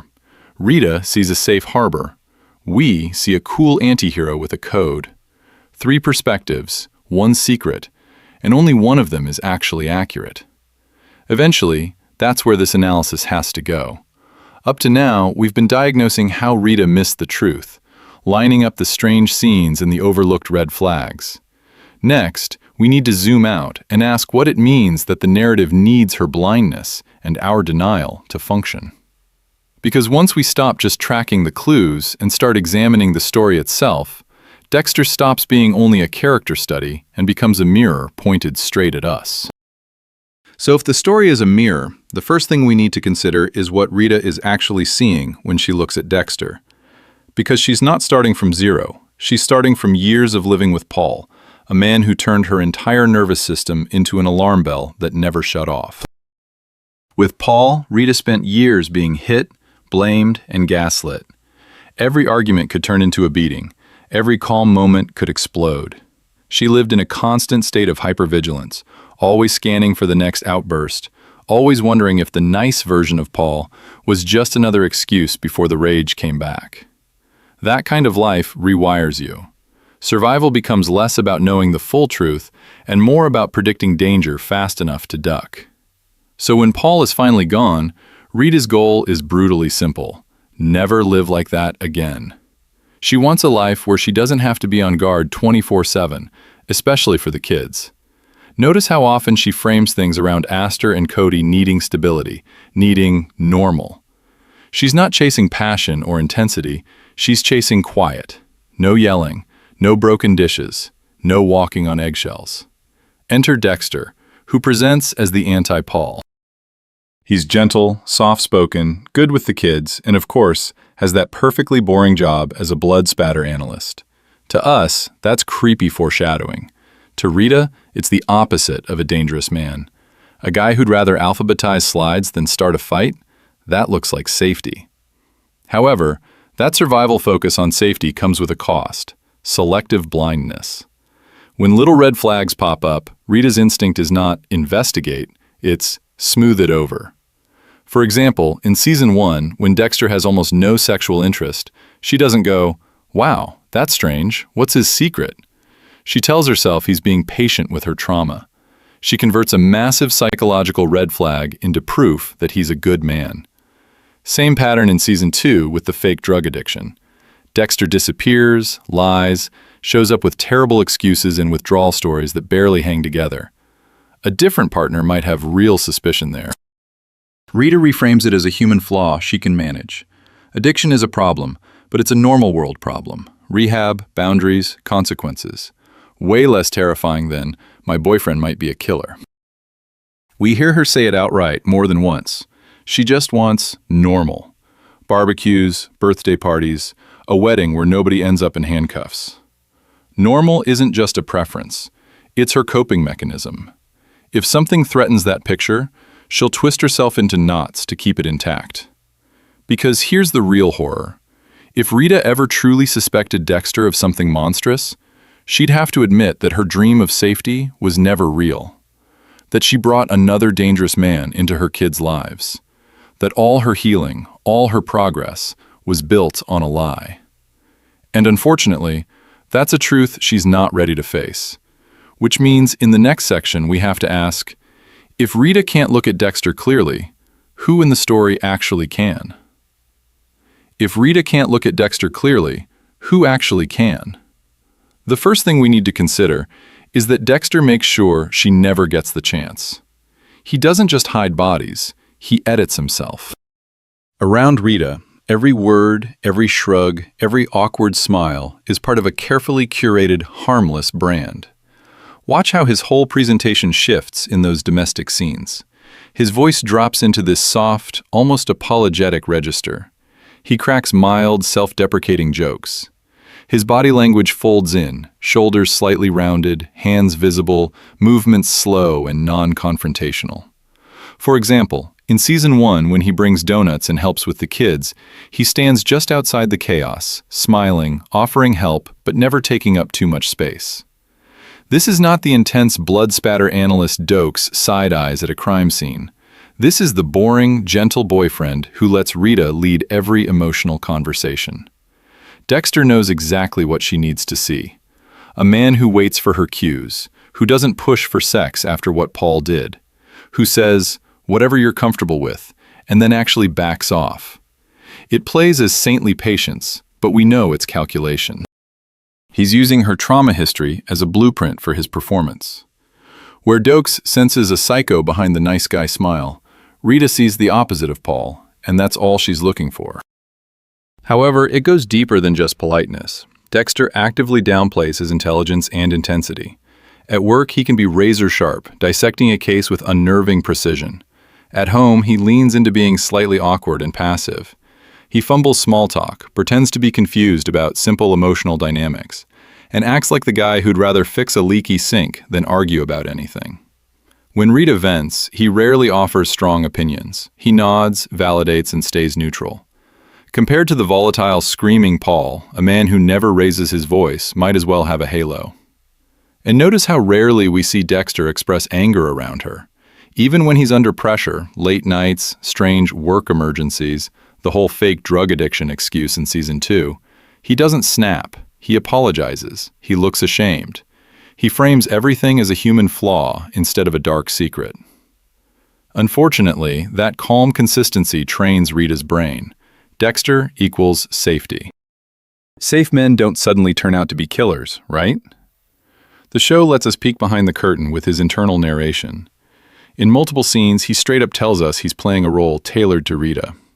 He calls her perfect cover, talks about needing a normal life costume, and describes how being with her makes him seem human.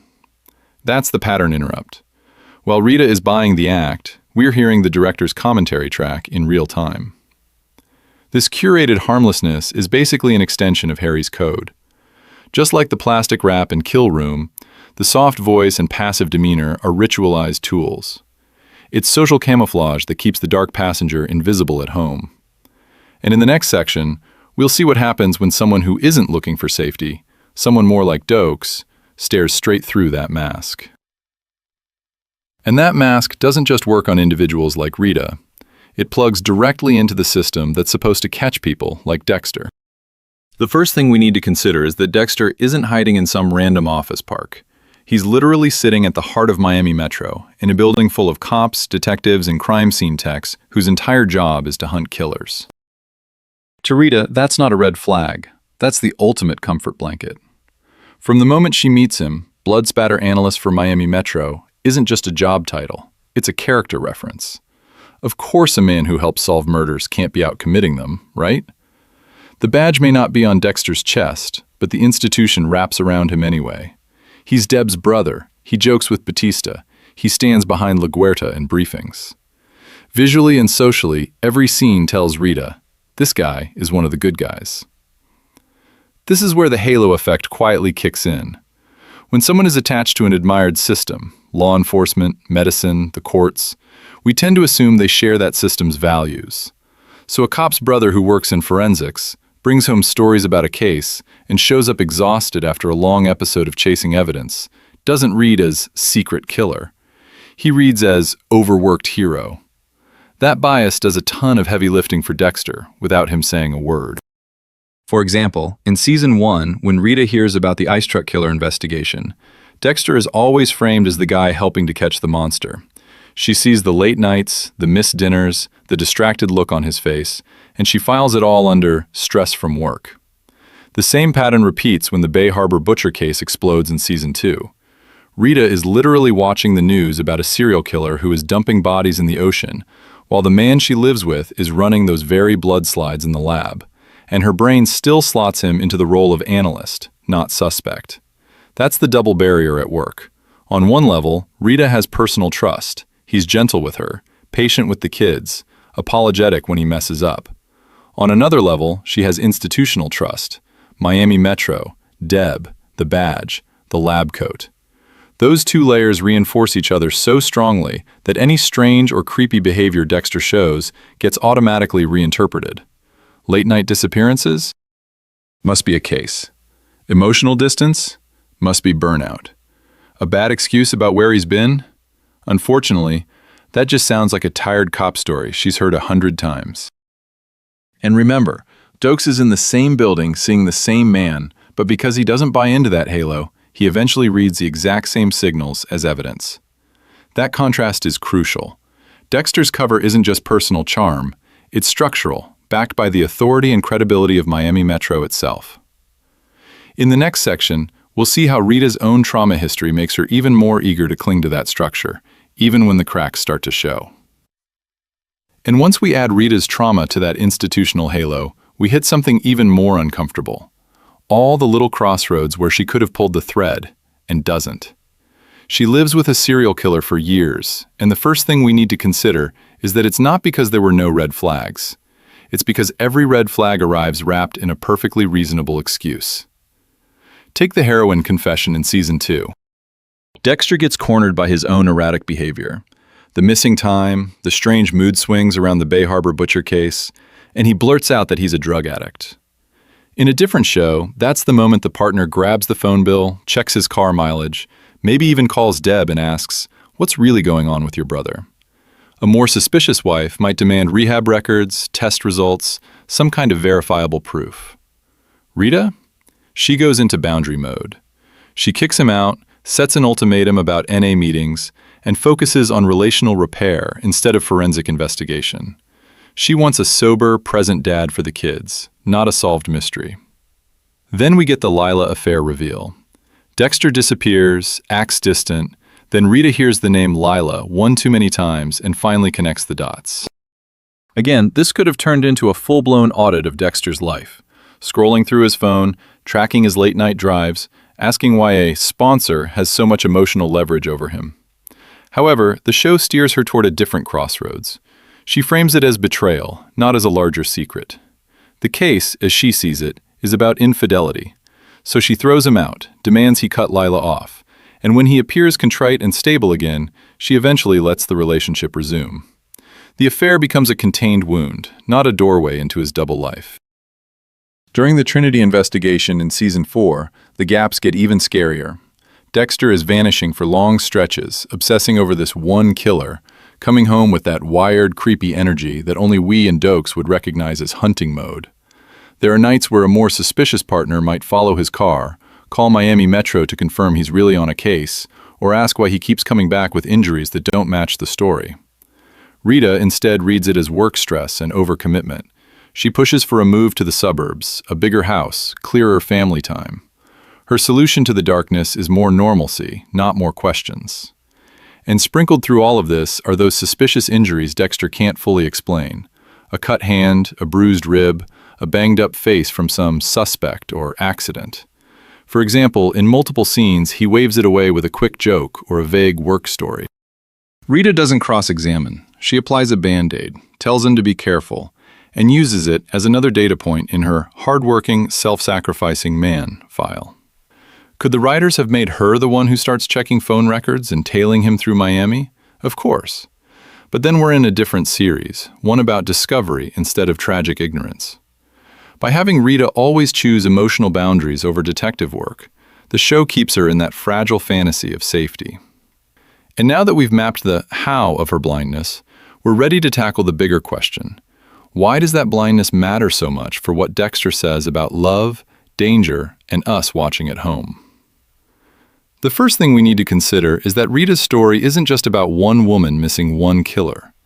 It's about how very normal it is to live next to danger, feel that strange little twinge in your gut, and then talk yourself out of it because the alternative is too terrifying. In real life, people don't usually say, "Wow, my partner's a Dexter-level monster." They say, "He's stressed, she's private, work is just crazy right now." Rita does exactly that. When Dexter disappears for late-night cases, she files it under dedicated cop work. When he's emotionally absent, she reframes it as patience with her trauma. That's not stupidity. That's a survival strategy we see all the time, explaining away controlling behavior, secrecy, or emotional distance so the relationship can keep functioning. For example, in Season 1, Rita treats Dexter's lack of sexual interest as the ultimate green flag. After an abusive marriage, his detachment reads as respect, not as a creepy absence of normal desire. Love, hope, and the fear of being alone all pile on here. She's a domestic abuse survivor whose bar is underground. A man who doesn't hit her, shows up for the kids, and has a steady job at Miami Metro? That looks like winning the lottery, not like the pilot episode of a true crime case. However, that's exactly how a lot of real monsters operate. They don't look like killers. They look like Dexter, charming, helpful, good with kids, bringing donuts to the office, embedded in community roles that scream trustworthiness. The neighbor who helps you move, the coach everyone loves, the spouse who posts perfect family photos. When someone is that socially validated, your suspicion has to fight not just your own denial, but the entire world telling you, he's a great guy. And this is where we have to be really clear. We are not victim-blaming Rita. She's not dumb for missing red flags. She's outmatched. Abusers and dangerous people are professionals at hiding their worst selves. They manage impressions the way Dexter manages his crime scenes, meticulous, rehearsed, always with a backup excuse. In that context, minimizing red flags can be a way to stay emotionally afloat, especially for someone whose nervous system has already been trained by trauma to prioritize peace over truth.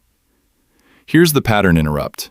The scariest lesson from Rita isn't trust no one, it's don't gaslight yourself.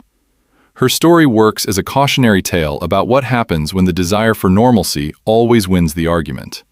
That persistent unease she sometimes has around Dexter's secrets? That's the part we're supposed to notice. The show is quietly asking us, if you felt that in your own life, would you listen? Or would you do exactly what Rita does and bury it under hope? Because eventually, that's the real horror of Dexter. Not just the bodies, but how easy it is to love someone dangerous and call it safety. And in the next section, we'll look at how the show uses that tension to pull us, the audience, into our own version of denial. And that tension the show plants in us, loving someone dangerous and calling it safety, gets even darker when we look at Dexter himself.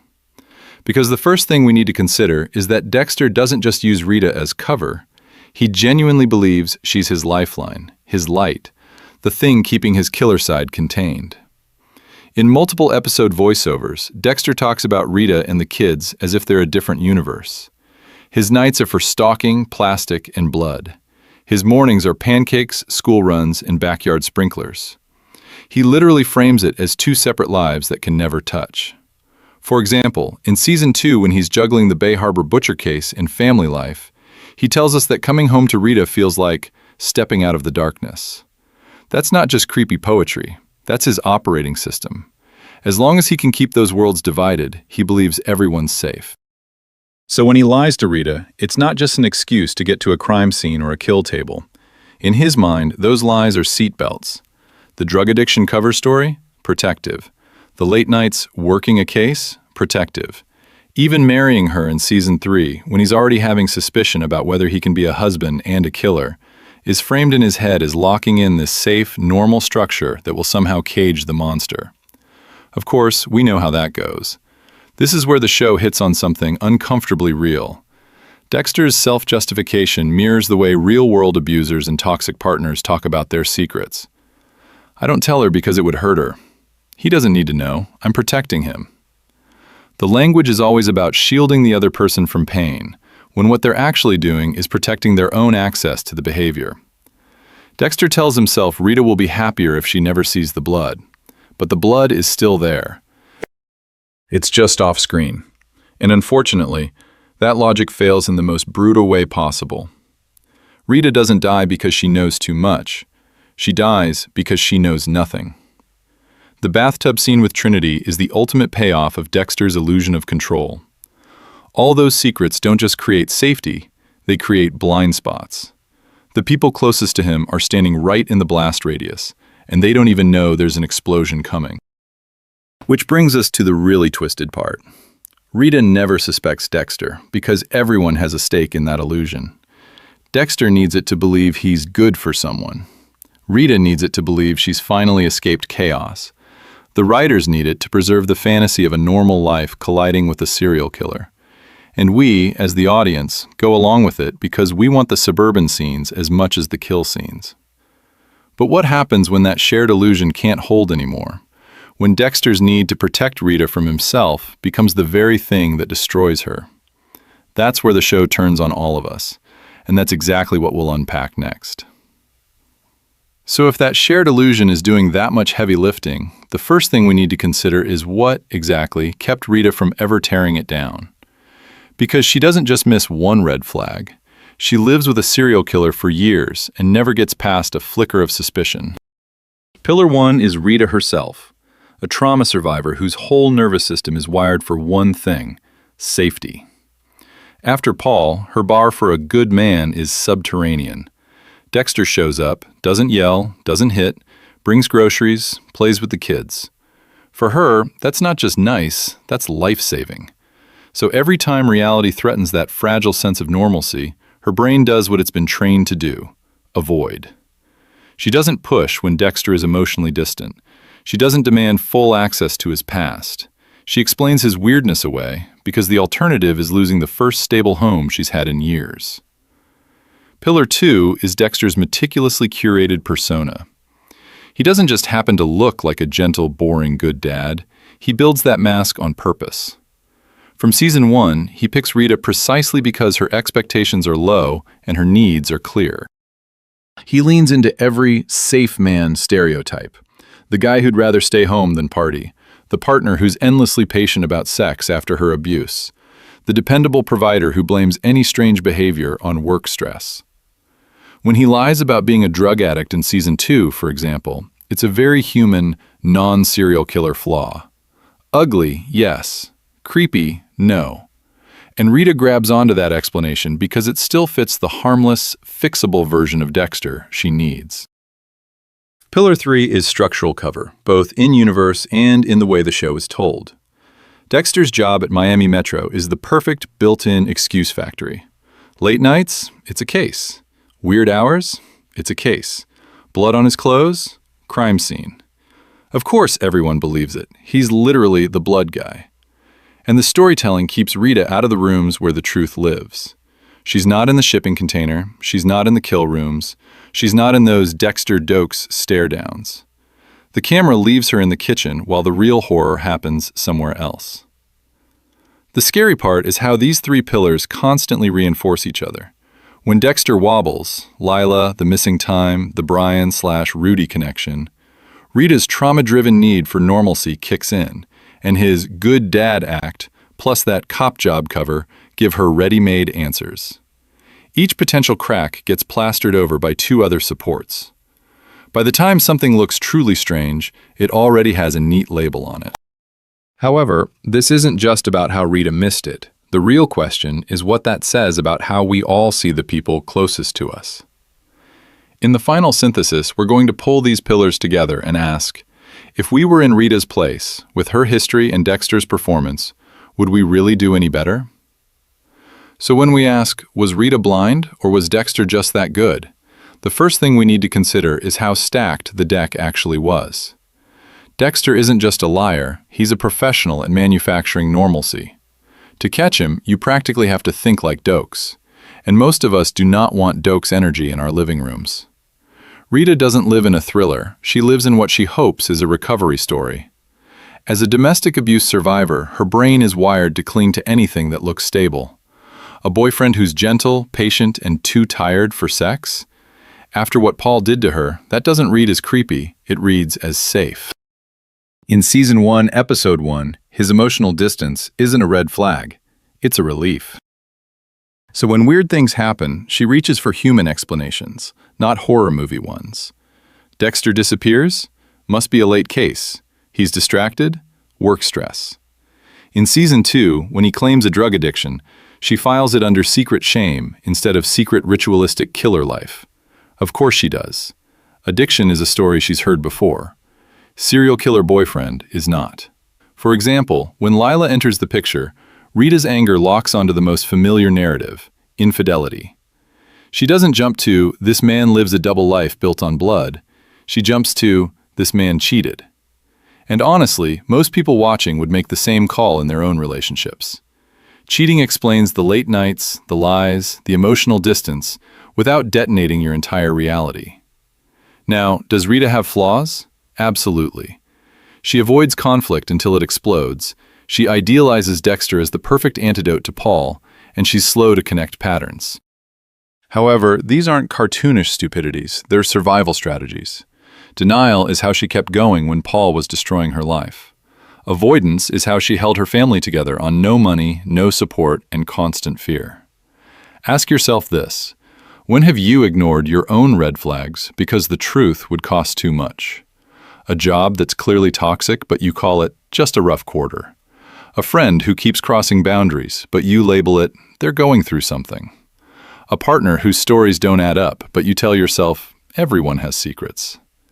We all have our Dexters we choose not to investigate. Rita's tragedy isn't that she's uniquely blind, it's that she's painfully, recognizably human in a world that would require inhuman suspicion to see Dexter clearly.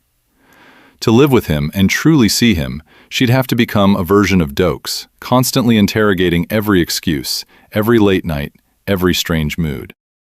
And if she did that, the fantasy the show builds around her, the warm house, the kids, the backyard barbecues, would collapse instantly. Unfortunately, that's exactly the point. In the next section, we're going to look at how the series uses Rita to mirror our own willingness to be fooled by Dexter's mask. So here's where we need to flip the whole conversation. Instead of asking, how did Rita never suspect Dexter was a serial killer, we should be asking, why on earth would she? Because in her world, that leap isn't just big, it's ridiculous. The first thing we need to consider is the assumption baked into a lot of fan criticism.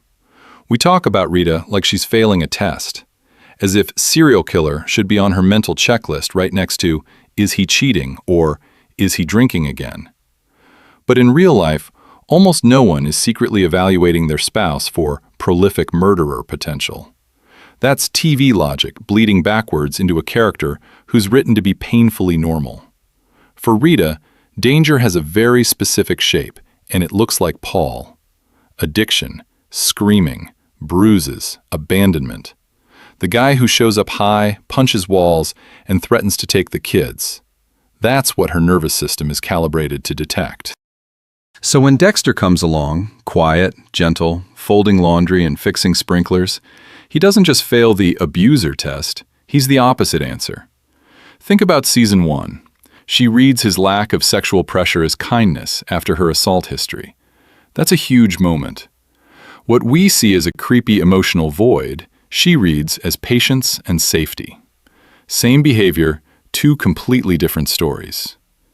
And the story that says maybe he's just a decent guy who understands trauma is way more believable than maybe he's out dismembering people between date nights. And Dexter helps that story win, constantly. He curates this boring, harmless persona around her. The guy who's bad with emotions but great with the kids.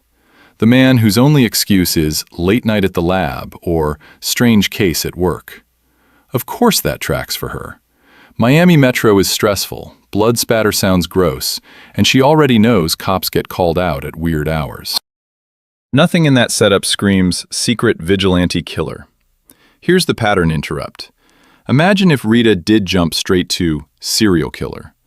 That would actually make her feel less realistic. Most partners, even ones with baggage, will bend over backwards to find the most normal explanation first. Late nights become dedication. Mood swings become stress. A lie about drugs in season 2? Terrible, but still human. She files it under addiction because that's a category she understands, not psychopath, because that's not even in her everyday vocabulary.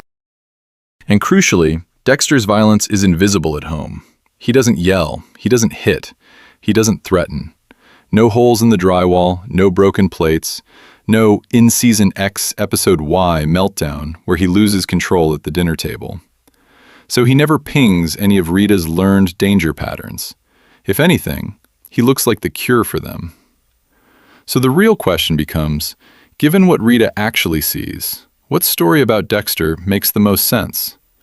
The distant but trying boyfriend? The flawed husband who lies about rehab? The guy who cheats and feels guilty? Those explanations are awful, but they're familiar. Serial killer never wins that competition because, for her, it was never really competing. In the next section, we'll push this even further and look at how the writers use that gap between what we know and what Rita sees to make us just as easy to fool as she is. So now we've laid out how the writers keep us sitting in that gap between what we know and what Rita sees. But let's flip it.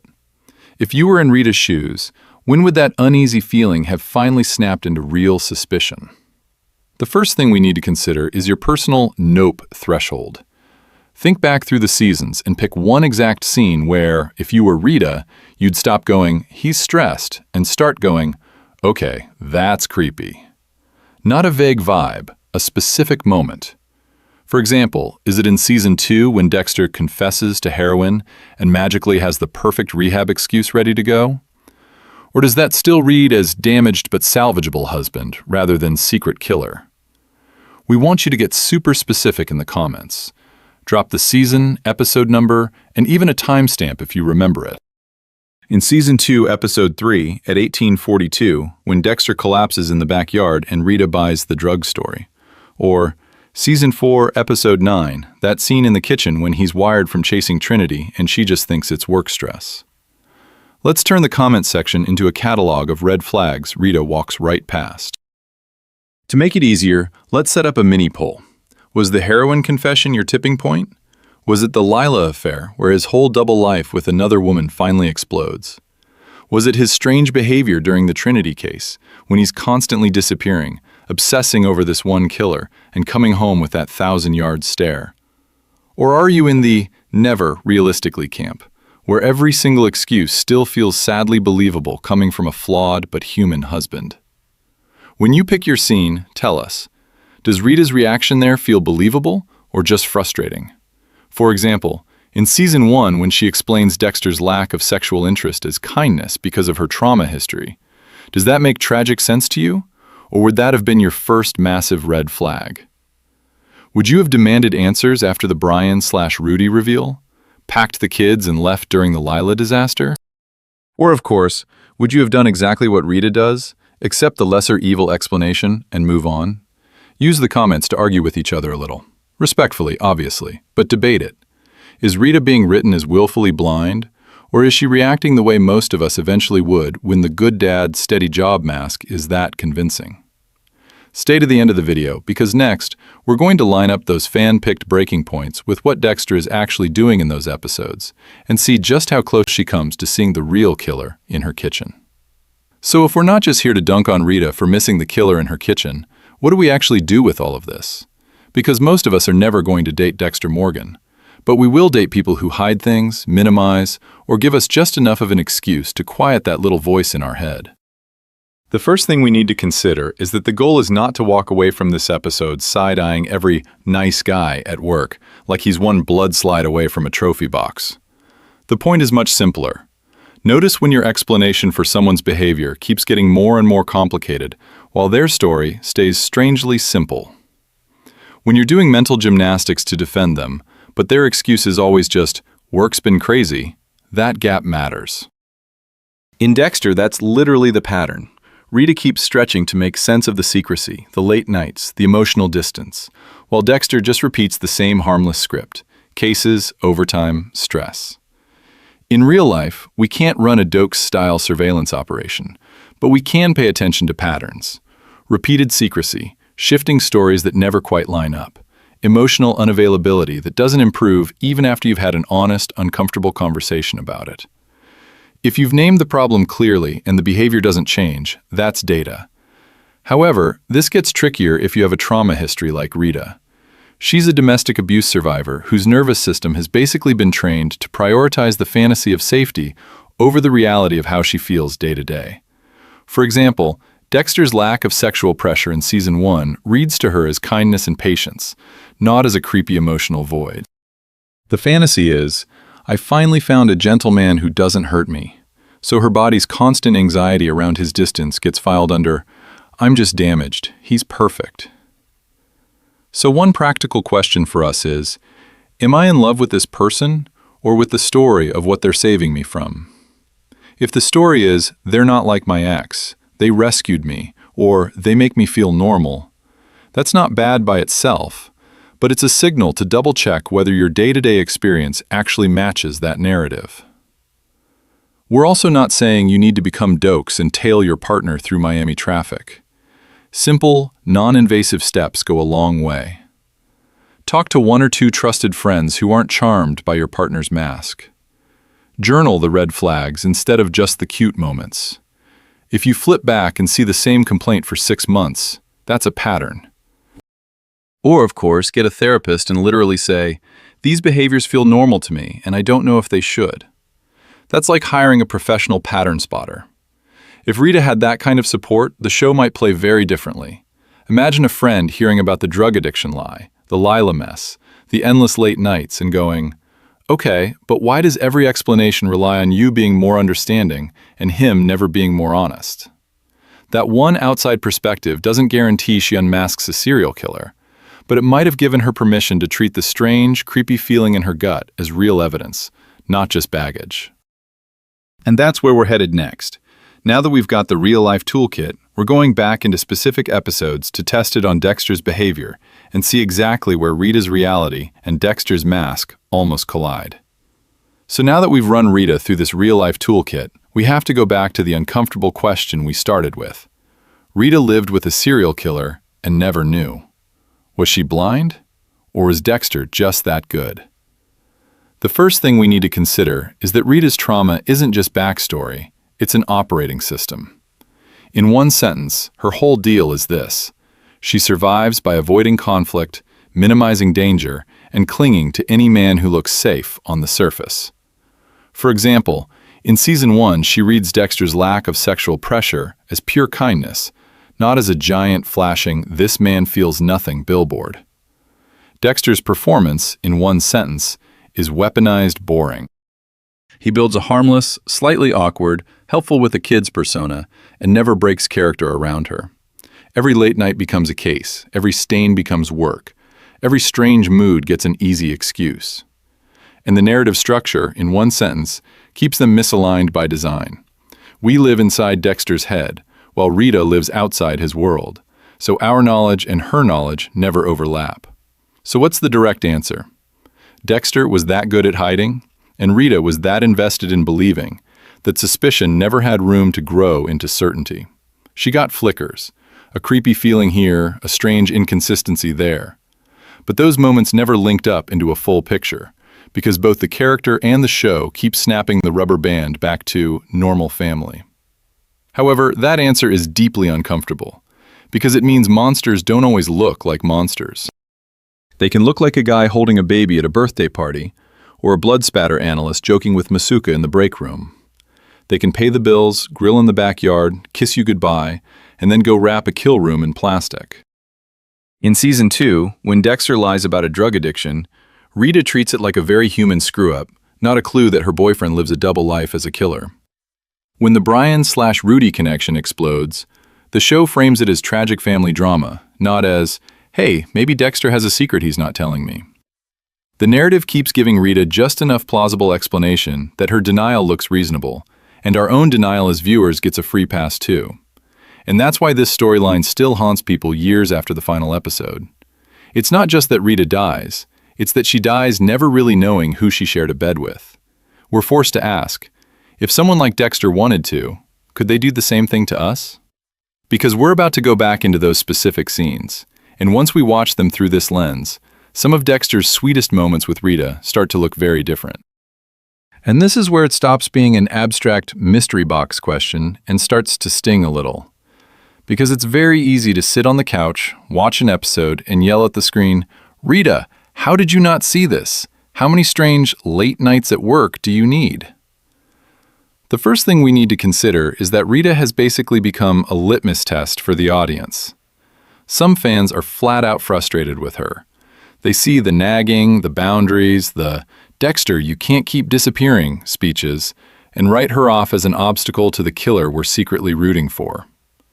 Others feel weirdly protective of her, like she's the last innocent person in this entire case, and the show is cruel for dangling her over Dexter's darkness. However, that split reaction is exactly why she works. Rita is both things at once.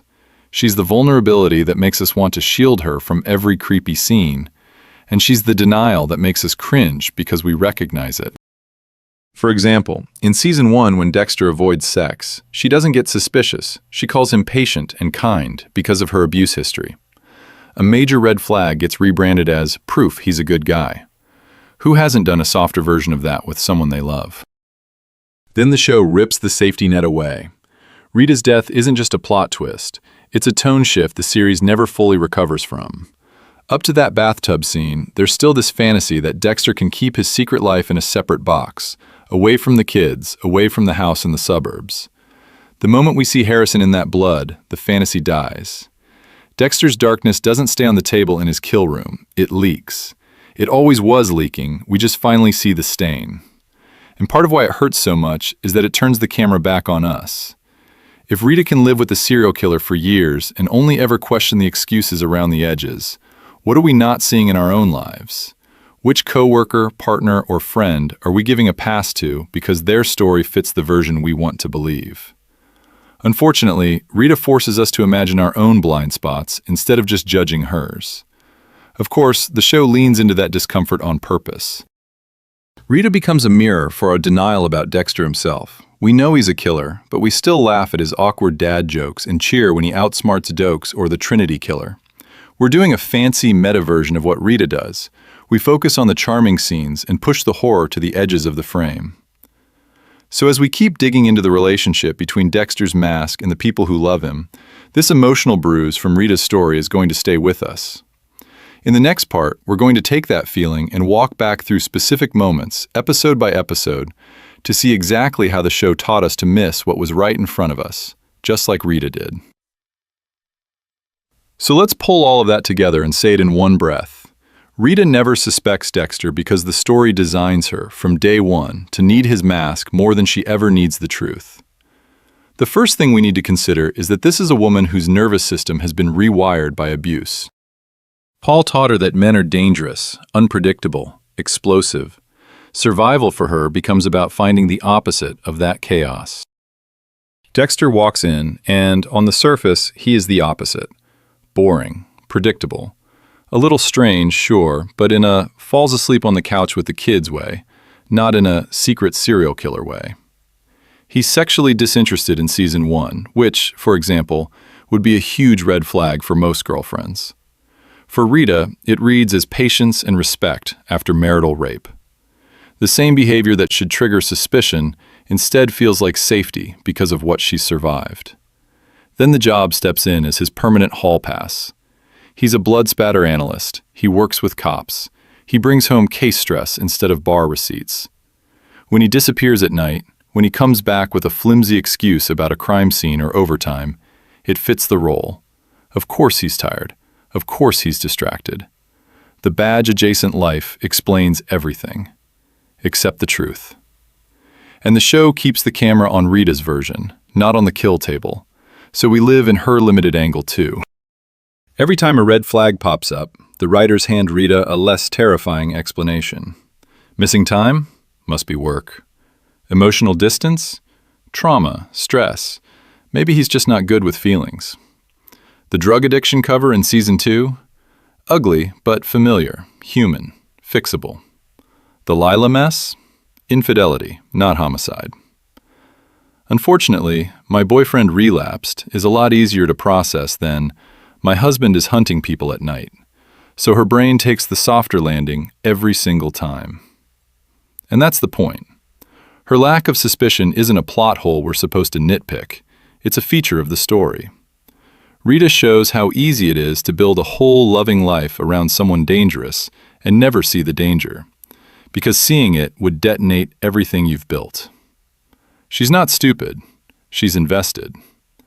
By the time the puzzle pieces could form a killer, those same pieces are also her home, her kids, her second chance. So the tragedy lands here. Rita doesn't fail to see a serial killer. She succeeds in seeing the version of Dexter she needs to survive. That's her victory and her doom at the same time. However, we're not done with that idea yet. If Rita can miss all of this, what does that say about Deb, about Dokes, about Harrison, about us as viewers?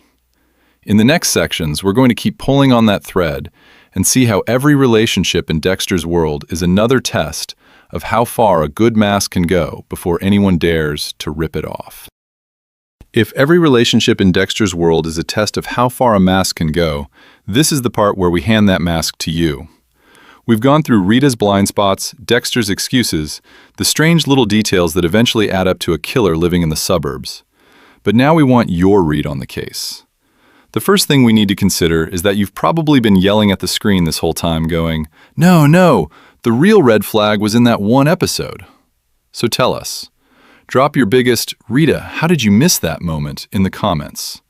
Name the episode, name the scene, and lay out the evidence like you're building a case file on Dexter Morgan.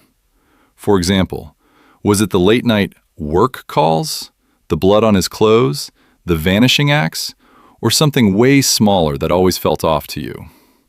And while you're doing that, we want to know where your sympathy lands. Do you feel more for Rita as a trauma survivor doing her best? Or do you blame her for not pushing harder when Dexter's behavior got creepy and inconsistent? Or does she low-key scare you because she reminds you of a relationship you were in, where you ignored your own suspicion because the alternative was too painful to face? Be honest. This is the one place where denial does not help the case. Of course, this isn't the last stop in Dexter's world. If Rita can miss all of this, what does that say about Deb sharing an apartment with a killer, or Dokes running active surveillance on him and still needing time to put it together? So if you want to see us break down, how did Deb not see it sooner? Or, why did we root for Dexter at all? Make sure you subscribe and turn on notifications so you don't miss those deep dives when they drop. Quick pattern interrupt here. Don't just leave this in your own head. Send this video to the friend who binged Dexter with you, the one who either loved Rita, hated Rita, or cheered when Dokes called Dexter a creep. See if they agree with your red flag list, or if they're watching a completely different show in their mind. Half the fun of a case like this is comparing notes. However, before you click away, sit with one last question. We've all judged Rita from a safe distance, But if you dated Dexter Morgan with the same charm, the same carefully curated nice guy act, the same believable work excuses, are you absolutely sure you'd do any better? Or would you, just like Rita, tuck away that nagging suspicion, roll over, and tell yourself the darkness in the next room is none of your business?